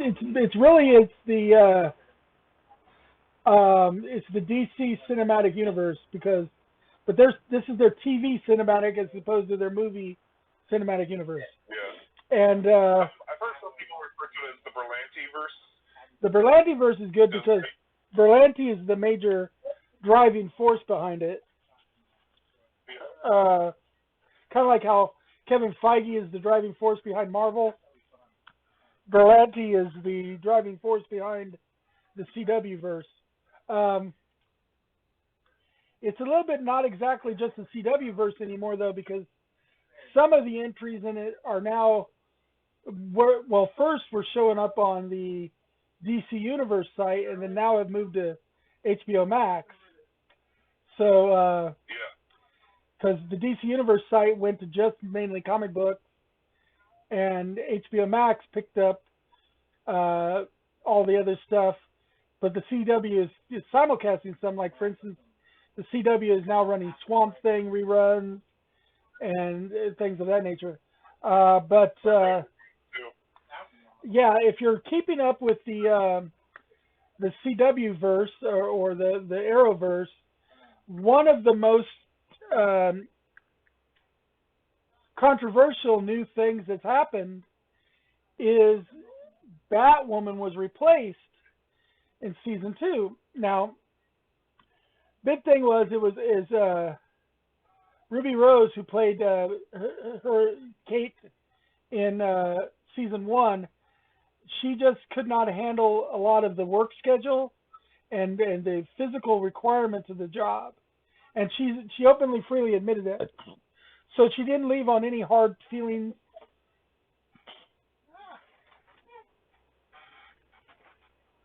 It's very physically demanding to be a superhero. It is. It's very physically demanding, and they do a lot of their own stunts because TV production right now doesn't have a whole lot of room for stunt doubles and stuff to come in necessarily, and some of them insist on doing their own stunts anyway. But she did get hurt, I guess, during some of the stunts too. So that's part of the reason she stepped away. So there's no hard feelings, first of all. So it's not a negative feeling between Ruby Rose and the CW. The new actress playing the Batwoman, they went the proper route, I think. First of all, instead of trying to recast the same character, which is what some shows have done, like if you look way in the past, like in Bewitched, Dick York and Dick Sargent played the same character, which is Darren Stevens in Bewitched. And that was at least black and white and a little bit harder to tell back then. But nowadays, we can really easily tell if there's two different actors playing the same role. And it gets to be a little jarring. It's bad enough when we got to do it in movie franchises like the Batman series that had us switching Batman every couple of movies. Yeah. But where at least like Christopher Nolan kept the same Batman all the way through his trilogy and refused to do any more because he only wanted to do a trilogy. I think that's kind of smart in the case of some producers to do that because Otherwise, it starts to get jarring for your audience. But what they did in this case is they didn't recast Batwoman. They went with the next iteration of Batwoman. So she would be this universe's Batwoman 2. Now, there are several Batwomen in the history of the Batman universe. I mean, because, of course, the very first Batgirl that became Batwoman was Barbara Gordon. And if you watch the old 50s TV show, Adam West, when the third season of that show started, they introduced Barbara Gordon into that TV series, and she became a regular character for that whole season. And she was the police commissioner's daughter, who the only person knew she was Batwoman was Alfred, and he found out in the first episode the only reason he knew. And so Alfred's helping Batman and not telling Batman about Batwoman, and helping Batgirl and not telling Batgirl about Batman. And then she grew up to be Batwoman. But the actual first time anybody was named Batwoman was during the No Man's Land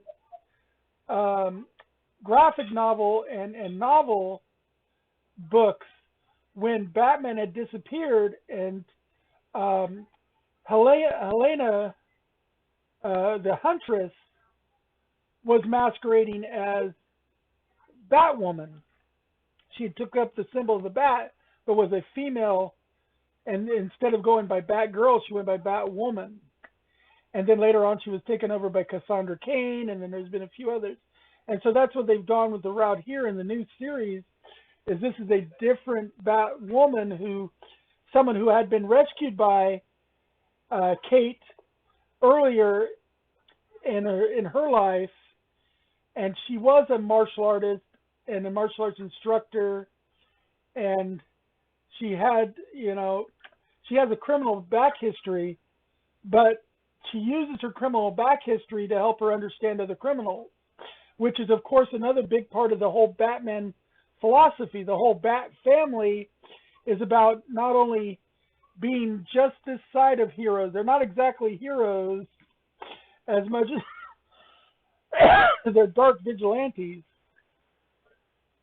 who understand criminals more than, like, for instance, Superman will never understand Lex Luthor like Batman understands the Joker. And nobody truly understands the Joker anyway. But because they had to make somebody completely off the wall to be a foil for Batman. But that's the thing, is so by taking that route and casting a different version of Batwoman and having Kate as missing, presumed dead, but we don't know if she's dead, if she's missing, if she's been snapped out of existence by Thanos in another universe. We don't know.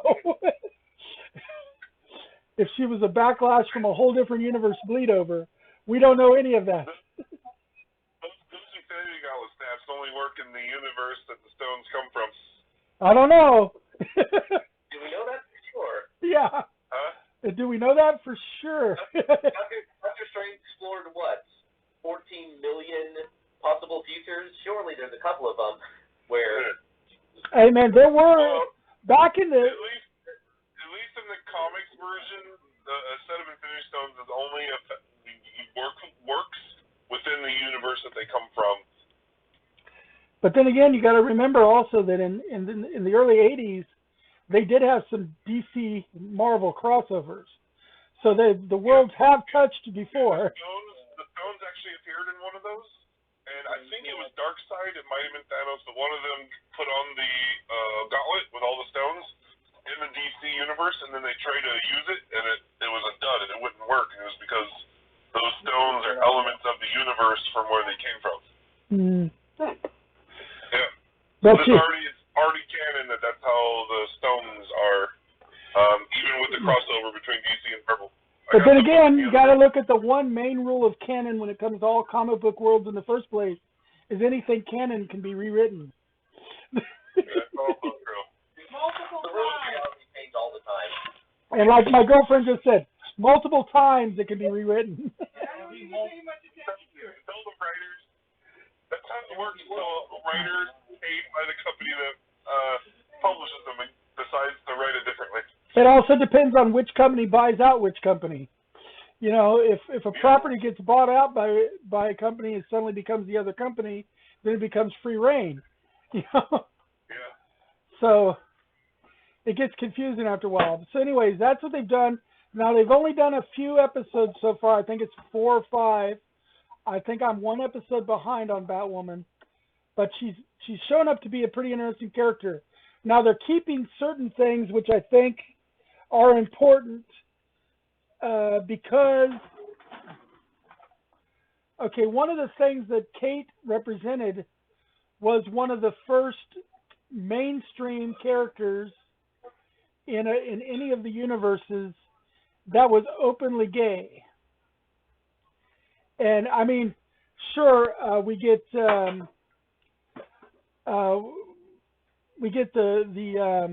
White Canary is bisexual, but Kate was the only openly lesbian character in the outspoken in the universe.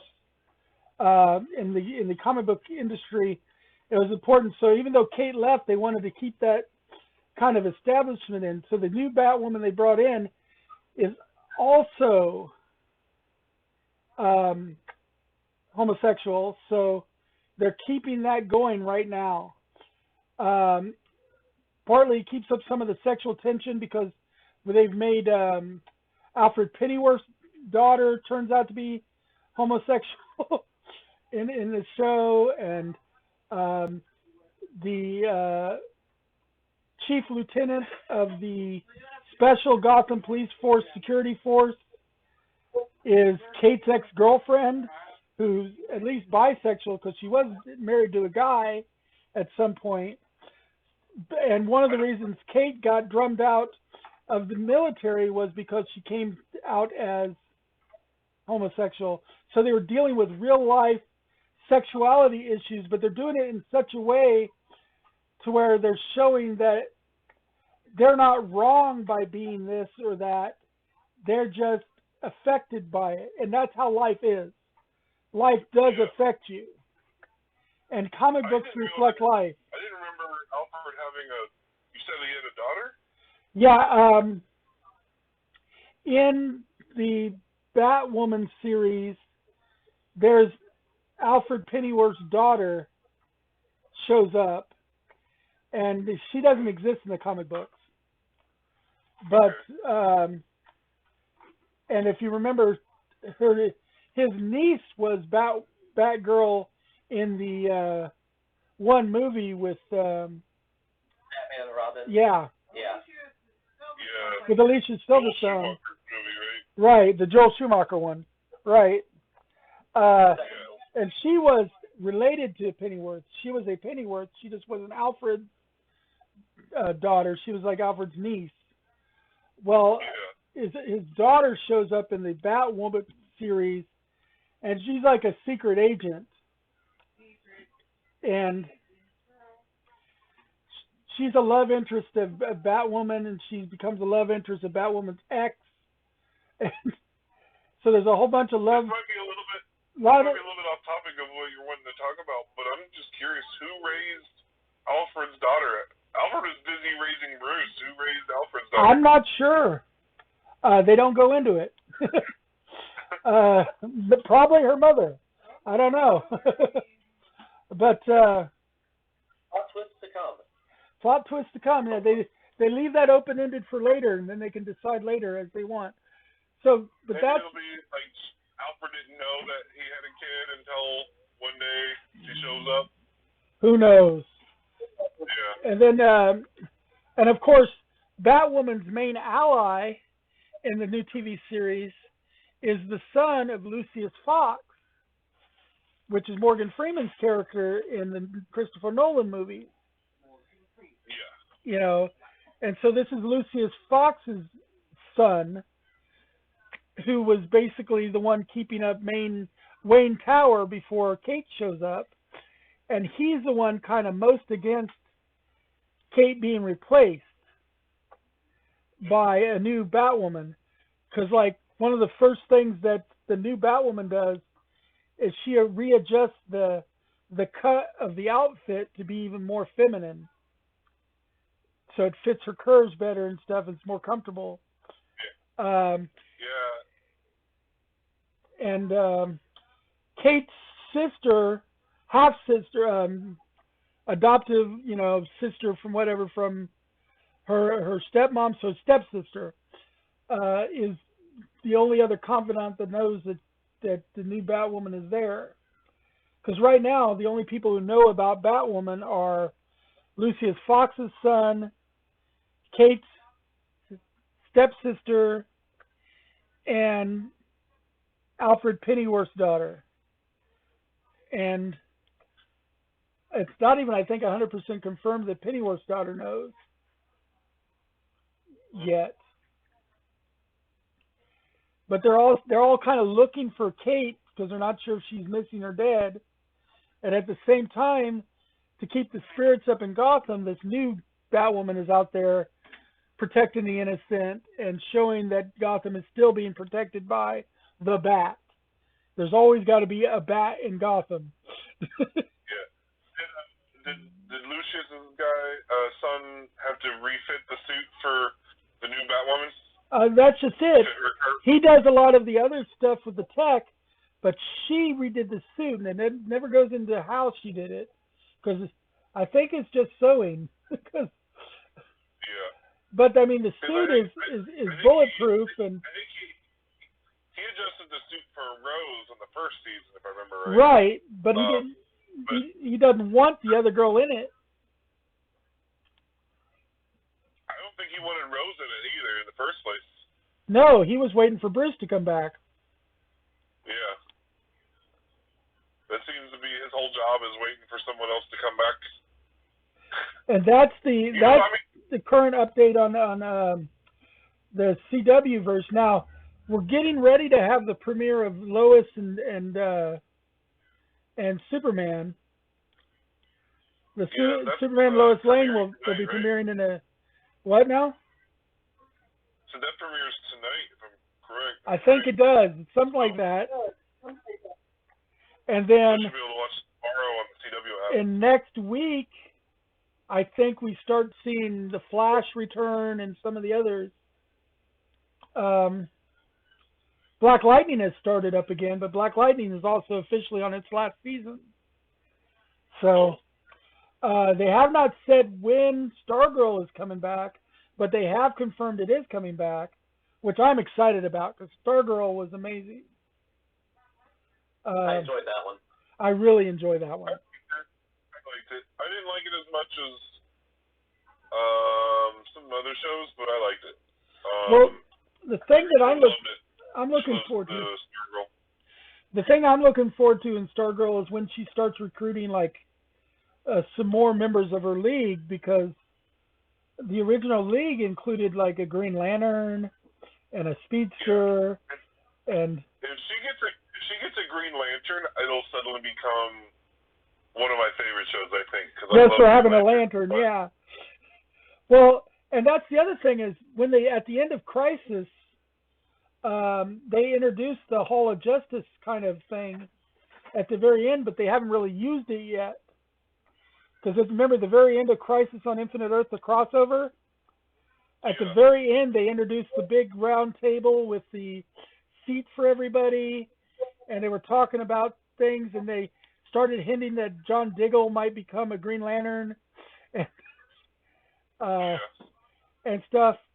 And so there's a whole bunch of work they can still do in the CW to bring in the Green Lantern Corps and the Nova Corps and some of these other things. Yeah. So the Green Lantern Corps has been referenced in the CW verse already, the Arrowverse. Right. Bring us Dexstar. Huh? Bring us Dexstar. Yes. But so they need to. Great comics with Dexstar in them. It was pretty good. I want to see them take that next leap and create, because once they get to a certain point, they're going to have to do like either a crossover movie or have a special other series, despite everybody's individual series, they're going to have a group series too.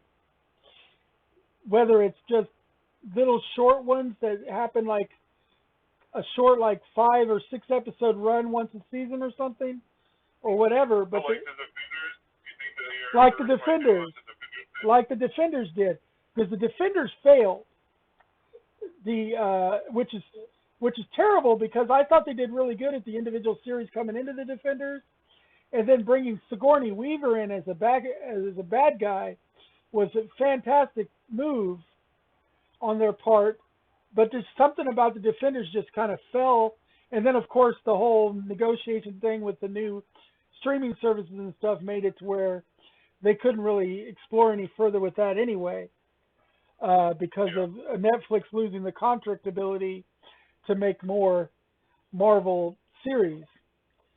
But I would like to see if those rights came fully back to Marvel taking advantage and doing it again. Because for one thing, Vincent D'Onofrio was an amazing kingpin of crime. Yeah. By the way, those rights have come back to Marvel. Yeah. The last of those rights, like The Punisher and Jessica Jones were the last ones, and they just transferred back to Marvel. So Marvel, couple of weeks. So Marvel could start producing for the Disney Plus a new version of Daredevil, Jessica Jones, Power Man, Iron Fist, and Defenders. Yeah. And what would be interesting to see is the original Defenders. If you ever read the first Defenders comic book, was brought together by Doctor Strange. Yeah. So I would like to see something like that happen, where Doctor Strange comes and recruits a few of them into the Defenders, and they can mix it up. I mean, there's all kinds of different heroes that they can mix up. The Marvel Universe has got just so many heroes to choose from. I mean, Daredevil is a personal favorite. I love Daredevil. I think their version of Jessica Jones was amazing. And the soundtrack for Power Man, Luke Cage, they spent so much money on the soundtrack for that series that I think if they just taken half of their music budget and put it towards other things, oh my God. Because, I mean, they had mainstream heavy hip-hop going like hardcore through that series. Blues, R&B, and hip-hop was all through it. It really helped set the mood, though. Oh, yeah, it did. But, yeah, so there's rumors, nothing confirmed, but there's rumors that they're planning on bringing back Luke Cage and Iron Fist for a Heroes for Hire show on Disney+. That would be fantastic, because that's the version of them that I like the best. And there's also rumors of them bringing in Charlie Cox as Daredevil to be a lawyer in something in the next, sometime soon. I don't know what. Maybe She-Hulk, or because She-Hulk is supposed to be like a court procedural. So some rumors say that he'll be in that show as another lawyer in the show. And then other rumors say that he'll make an appearance in Spider-Man as a lawyer, the third Spider-Man, which the new Spider-Man movie just got its official title announced. What was it? Spider-Man... No Way Home? Huh? No Way Home? Yeah, No Way Home. I paused because they were making so many joke names. I was like, wait, what was the real one? Because there was like Spider-Man Phone Home, Spider-Man Going Home, Spider-Man Homebound, Home Country Road. Yeah. Home Country Road. A bunch of different homes. Home run, Spider-Man. It's like, yeah. All I know is the climate of the comic book to movie and comic book to TV vistas is getting wider and wider, and it's just going to be amazing to see, especially with the ability in CG FX growing and growing, what we're going to get more and more of as we go forward. Yeah.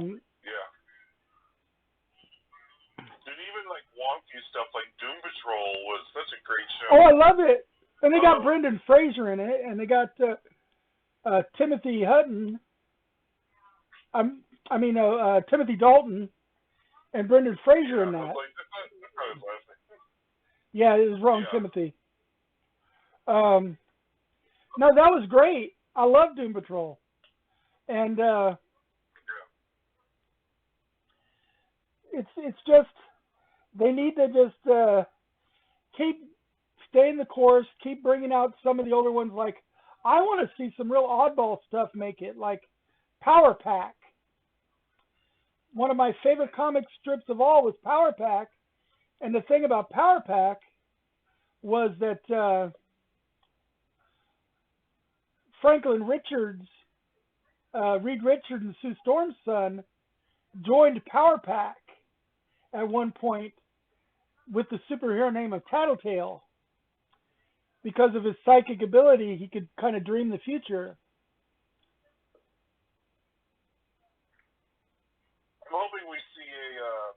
I'm really hoping we see an Illuminati in the MCU.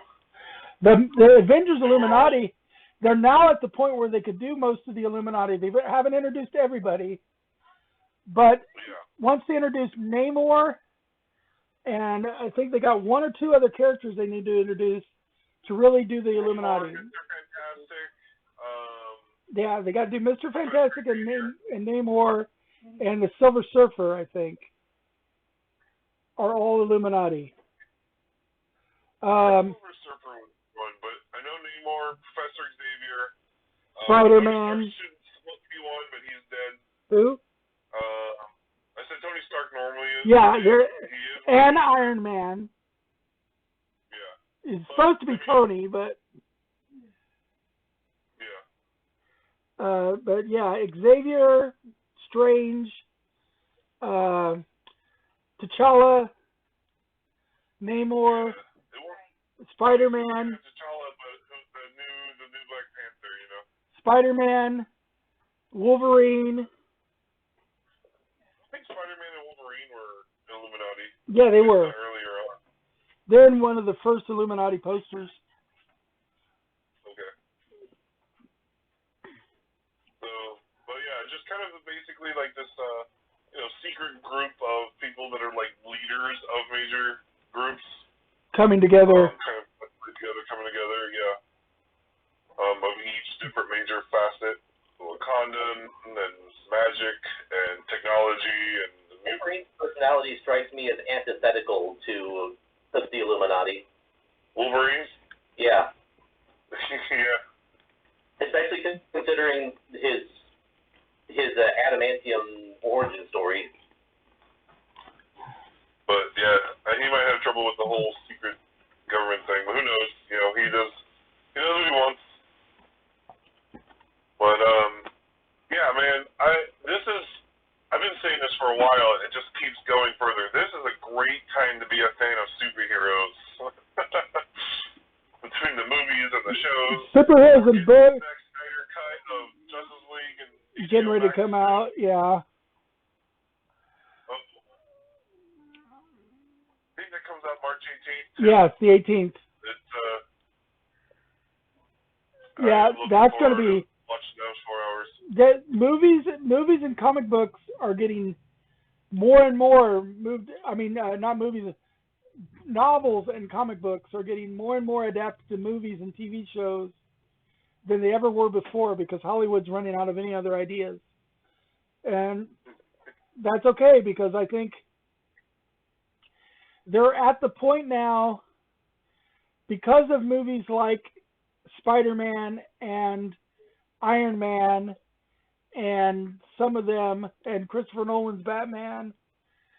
They're at the point now where production companies are willing to spend the money it takes to do it right now. They're not trying to cut a bunch of corners and stuff like they did in the 80s and 90s with some of these shows and trying to just, flim-flam us with a little bit of bright color. They're actually making it to where these are more believable storyboards for these characters. And they're making slight changes to some of the origins, but that's fine.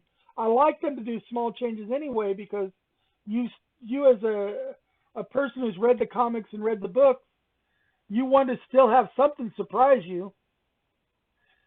I mean, if it's too exact to the book or whatever, yes, it's nice to see your book come to life, but you're like, now there's nothing's going to come out and shock you because it's exact. So you still want a couple of those little things changed, and I'm okay with that. And updating things for the new era is good. I mean, like Spider-Man with a more technological spider suit is interesting, and it makes perfect sense for Tony to have built him a spider suit with big old frickin' tarantula spider legs that can come out of it. That makes sense. Dude, that scene in Spider-Man Far From Home where He goes Happy gives access to that suit maker in the jet. And Peter starts going through and using the holographic tech to make himself a suit, and like Peter or Happy's just kind of looking at him. I got teary-eyed watching that scene. I was like, oh, it's like a young Tony. From Happy's perspective, it's like the new young Tony Stark. Or that one scene in the other movie where they activate battle mode of the spider suit, and it's like, oh my god, don't ever do this again. Yeah, instant kill mode activated. No, not instant kill. Unless you're fighting a bunch of aliens from space, defending the universe, then instant kill mode. Kill all those aliens. Right. Actually, we're actually 6 minutes over our time, so we filled our time pretty good. I think we had a great show this week. If there's any people out there actually listening, Allison went to bed already. I don't know if Kodaket's lurking or not. Tell your friends. We're going to be here every week, 8 to 10. Looks like we've got most of our technical difficulties figured out. We're hoping to improve and have more and more stuff available. I will start including stuff in my RPG College series, like advice for people who are building their own gaming, whether it's building their own game or writing their own campaign or building characters, writing character backgrounds, basically incorporating some of the stuff I do in panels at games. Of course, in a week from Friday, it'll be the finale episode of WandaVision, so you know that coming into that, me and Lurch are going to be waxing poetic once again. And we might have to, whenever we get to that episode, we'll save the WandaVision stuff for the very end so that we can be like, okay, the rest from here on is WandaVision. I think we'll schedule an extra hour. I think we'll schedule an extra hour at the end, too, because we're going to want to go over. And we'll just warn people from this point on. I've gone back and rewatched the first 6 episodes again. I just did a rewatch. Yeah. Yeah. Trying to catch all the little details I didn't catch the first time around. The license, so much attention and detail. like the license plate that has Stan Lee's birthday on it. Yeah, right. Yeah. Yeah, but eagle-eyed people out there. So yeah, thanks for joining us. Anyone that's watching the live stream or watching it after the fact on YouTube, I had fun with doing this. I think Greg and Doug did as well. Yes, thanks for joining us and just listening to us geek out. We're gonna transfer this over to YouTube, as well as our first episode. Neither one has been transferred yet. And then what we're going to start doing is, within a week of running an episode, it will show up on YouTube so people can go back and rewatch it on YouTube. I will put it on my YouTube. We'll probably put links of it to the other YouTubes, and then we'll figure it out from there. But we do want to thank people who showed up. Tell your friends. We want to start getting a word out to all of our friends out there that have missed going to game because of the coronavirus, we want to still be there for you. We've got stuff to look forward to in the future. I've got an interview coming up. I'm not going to say necessarily with who, but these guys know who I'm talking about, that I'm hoping to work out and have on the show. It's a relative of a famous person in nerddom. The famous person has passed, but I'm looking into getting an interview there for that.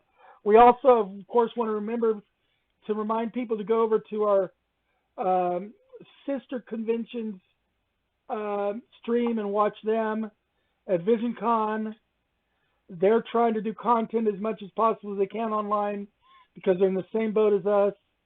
We're still on friendly terms with them and everything, and we want to make sure we're not trying to steal their thunder. They don't try to steal ours. We want to encourage people to go out. When you do have to buy gaming supplies, I know coronavirus is there and you got to worry, and a lot of people are tempted to just mail order everything, but you can put on a mask and go out, do a quick shopping trip, stop into Nameless City or Metagames Unlimited here in Springfield. Tell them hi, tell them you appreciate them being open, even for the little bit that they are. And even if you're not comfortable going into the stores, Nameless City might, and I'm almost positive the Metagame still does curbside service. Like, you can order a game through them, you can pay over the phone probably, and they'll like put the package outside and you can just pick it up. They'll run it out to your car. Yeah. They will both do curbside service, and they'll drop ship. If you pay shipping, they'll drop ship. So support your local gaming stores, because a lot of games activities are sponsored by Metagames and Nameless City. And we do want to remind people that, especially now with the coronavirus, small businesses are really struggling to even stay up and open out there. And if we do another lockdown, there's a lot of them that just aren't going to make it. So go to them. Go to our other affiliated places too, like 1984 in both Springfield and Branson. We still fully support them. They're taking every possible precaution they can, but they are still open for business. So check them out. Arcade of 80s era games. Yes. And even if you're not going to go there right now to actually go and do your party or whatever, we're starting to get the vaccines out and everything. Now is a great time to go there and buy gift certificates and stuff, and be ready for when they open back for full business, because you're going to get a good discount right now, because that's what's keeping them going right now, is some of the people just prepping for when all this is over with. Be real safe going out there with your friends and family. Wear your mask in public, and wear it right, not hanging underneath your nose, or actually wear it where it's doing the job. Like, I wear a full face shield because I can't wear a mask, but wear a mask in public. If you do go out to eat, make sure that they give you a booth that is separate from other people before you take your mask off to eat. Or better yet, get your food to go. The restaurants still get their business that way, so they're still making a little bit of money. Go home, enjoy the food at home where you don't have to wear a mask. You're with your friends and loved ones. And just try to be safe. Remember not to just congregate at places just because you feel like you want to break the rules. Breaking the rules for the sake of breaking the rules is not cool. We want to see you guys all there when we open up for the next live game. And that means that you have to make it through this for us to do that. Our goal is to see each and every one of you at game when we open our doors again. I think I speak for all of us there when I say that. My goal is to Yeah. see each and every one of these people that I miss so much that I call my second family. I want to see, actually, they're more closer to my first family. I want to see each of these people and I want to welcome them to my table again at game. And I can only do that if you make it through this crisis. And you can only do that if you're smart about it. And that's why we're doing it the way we're doing it here. You still get to interact with us. It's just done on an online basis. Shoot, my birthday's next week. This will be the first birthday in 6-7 years that I haven't done a karaoke potluck. But you know what I will be doing? I'll be streaming. You know, I might do some streaming karaoke on my channel because I'm being safe and this is how I'm socializing right now. Just be careful is all I ask. Anything else you guys want to say? I think that wraps it up. Yeah. Thanks again for joining us. We'll see you guys next week. We'll be here at 8 o'clock next week. We may start a little early again next week. Just depends if we get it ready a little bit early. And if you got topics you want to hear from us, let us know. I can be reached at gamerseuss@AOL.com.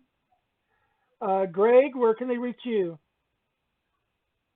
I'm on Twitch and YouTube as Queen City Cardboard, and also Reddit and Instagram. And Lurch, how about you? I'm on a lot of things, but the best place to get me is on Facebook. I got my Lurchland profile on Facebook if you want to just get a hold of me.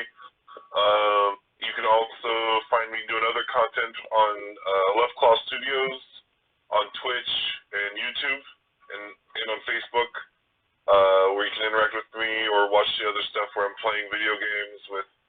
Sometimes I'm playing on my own, sometimes I'm playing with friends on live stream. So, yeah, I guess that's it. And then you can see me on my channel, and you can reach all of us at the Eclectic Endeavors channel on Facebook. You can drop us a line there if you have a suggestion for the show. If you can't get a hold of us individually, you say you heard about a new product or a new gaming or nerdy thing coming out and you want to know more about it and you would like us to look into it, drop a line on the Eclectic Endeavors. We'd like to see that group get more active again. And we'll respond to you the best we can. We try our best to respond to everybody. Yeah, I posted my last Queen City Cardboard video on the Eclectic Endeavors page, I believe, the werewolf story game, because in lieu of being able to get a bunch of people around a table for some proper tabletop gaming or storytelling, I've been trying to lean on narrative-heavy computer games. And that one was really good, and that was just a demo. And speaking of that, before we do sign off, in the future we do plan to even do maybe some playthroughs of smaller games on this show when we can. Greg's got a few virtual versions of some games we can play. We can bring up virtual tabletop. We can bring up Roll20 if we have to. It all depends. And Humble Bundle periodically does bundles of like Asmodee games or app games, and there's also Tabletopia, which is a free-to-play platform that my friends have found is pretty intuitive. So yeah, there are options even in these trying times, as the saying goes. So we're doing our best to make it as available to you as possible. And who knows, if you find that we play one of the games you like on console or computer, ask us and we'll give you our gamer tag. I mean, we're always looking for somebody to play something with online. I play old school RuneScape 3 days a week at least. You want to give me your gamer tag on old school RuneScape, I'll add you to my friends list and come out and go boss raiding with you or what have you. And I'm sure Lurch would love to have some friends along playing the new Avengers game or anything of that sort. We love introducing people to games. That is our passion, people. So please don't hesitate to ask. We won't feel offended or anything. Just come on in and say, hey, saw your show or heard about your show. Saw you play such and such game. I do too. You ever want to play together? We'll work out a time. We'll do it. You know. But anyway, we will catch everybody next week. Don't you love long goodbyes? We'll catch everybody next week about 8 o'clock. Remember, once a month we also have our Hold Fast Brewing Company, where you'll see Greg there in person. He won't be here for the live stream on those days because he'll be at Hold Fast Brewing Company. Third Wednesday of each month is game day at not the creamery, the Hold Fast Brewery. Yeah, so during that Wednesday he doesn't make it here to stream. It'll just be me and Lurch streaming. But he'll be at Hold Fast, so you can come in and see him in person. And we're looking into possibly even doing some giveaways later. And that might be where we have you go to pick up your giveaway prize. Yeah. You know. And in case you have any concerns, the employees all wear masks properly. The tables are social distance. They've got hand sanitizer bottles at the ready. They're taking good precautions. They're staying safe. And that's who you want to support here. Any business that's actually taking the appropriate precautions and is out there for you, because the only way small businesses are going to keep going is, one, if they follow those simple safety rules, and two, if we honor them by taking advantage of that and using their services over the services of other people that aren't doing that. And you get a choice between going a big box company and your small hometown company. Try to support your small hometown company. It's definitely my recommendation. Okay, let's try to end it now before we do this all over again.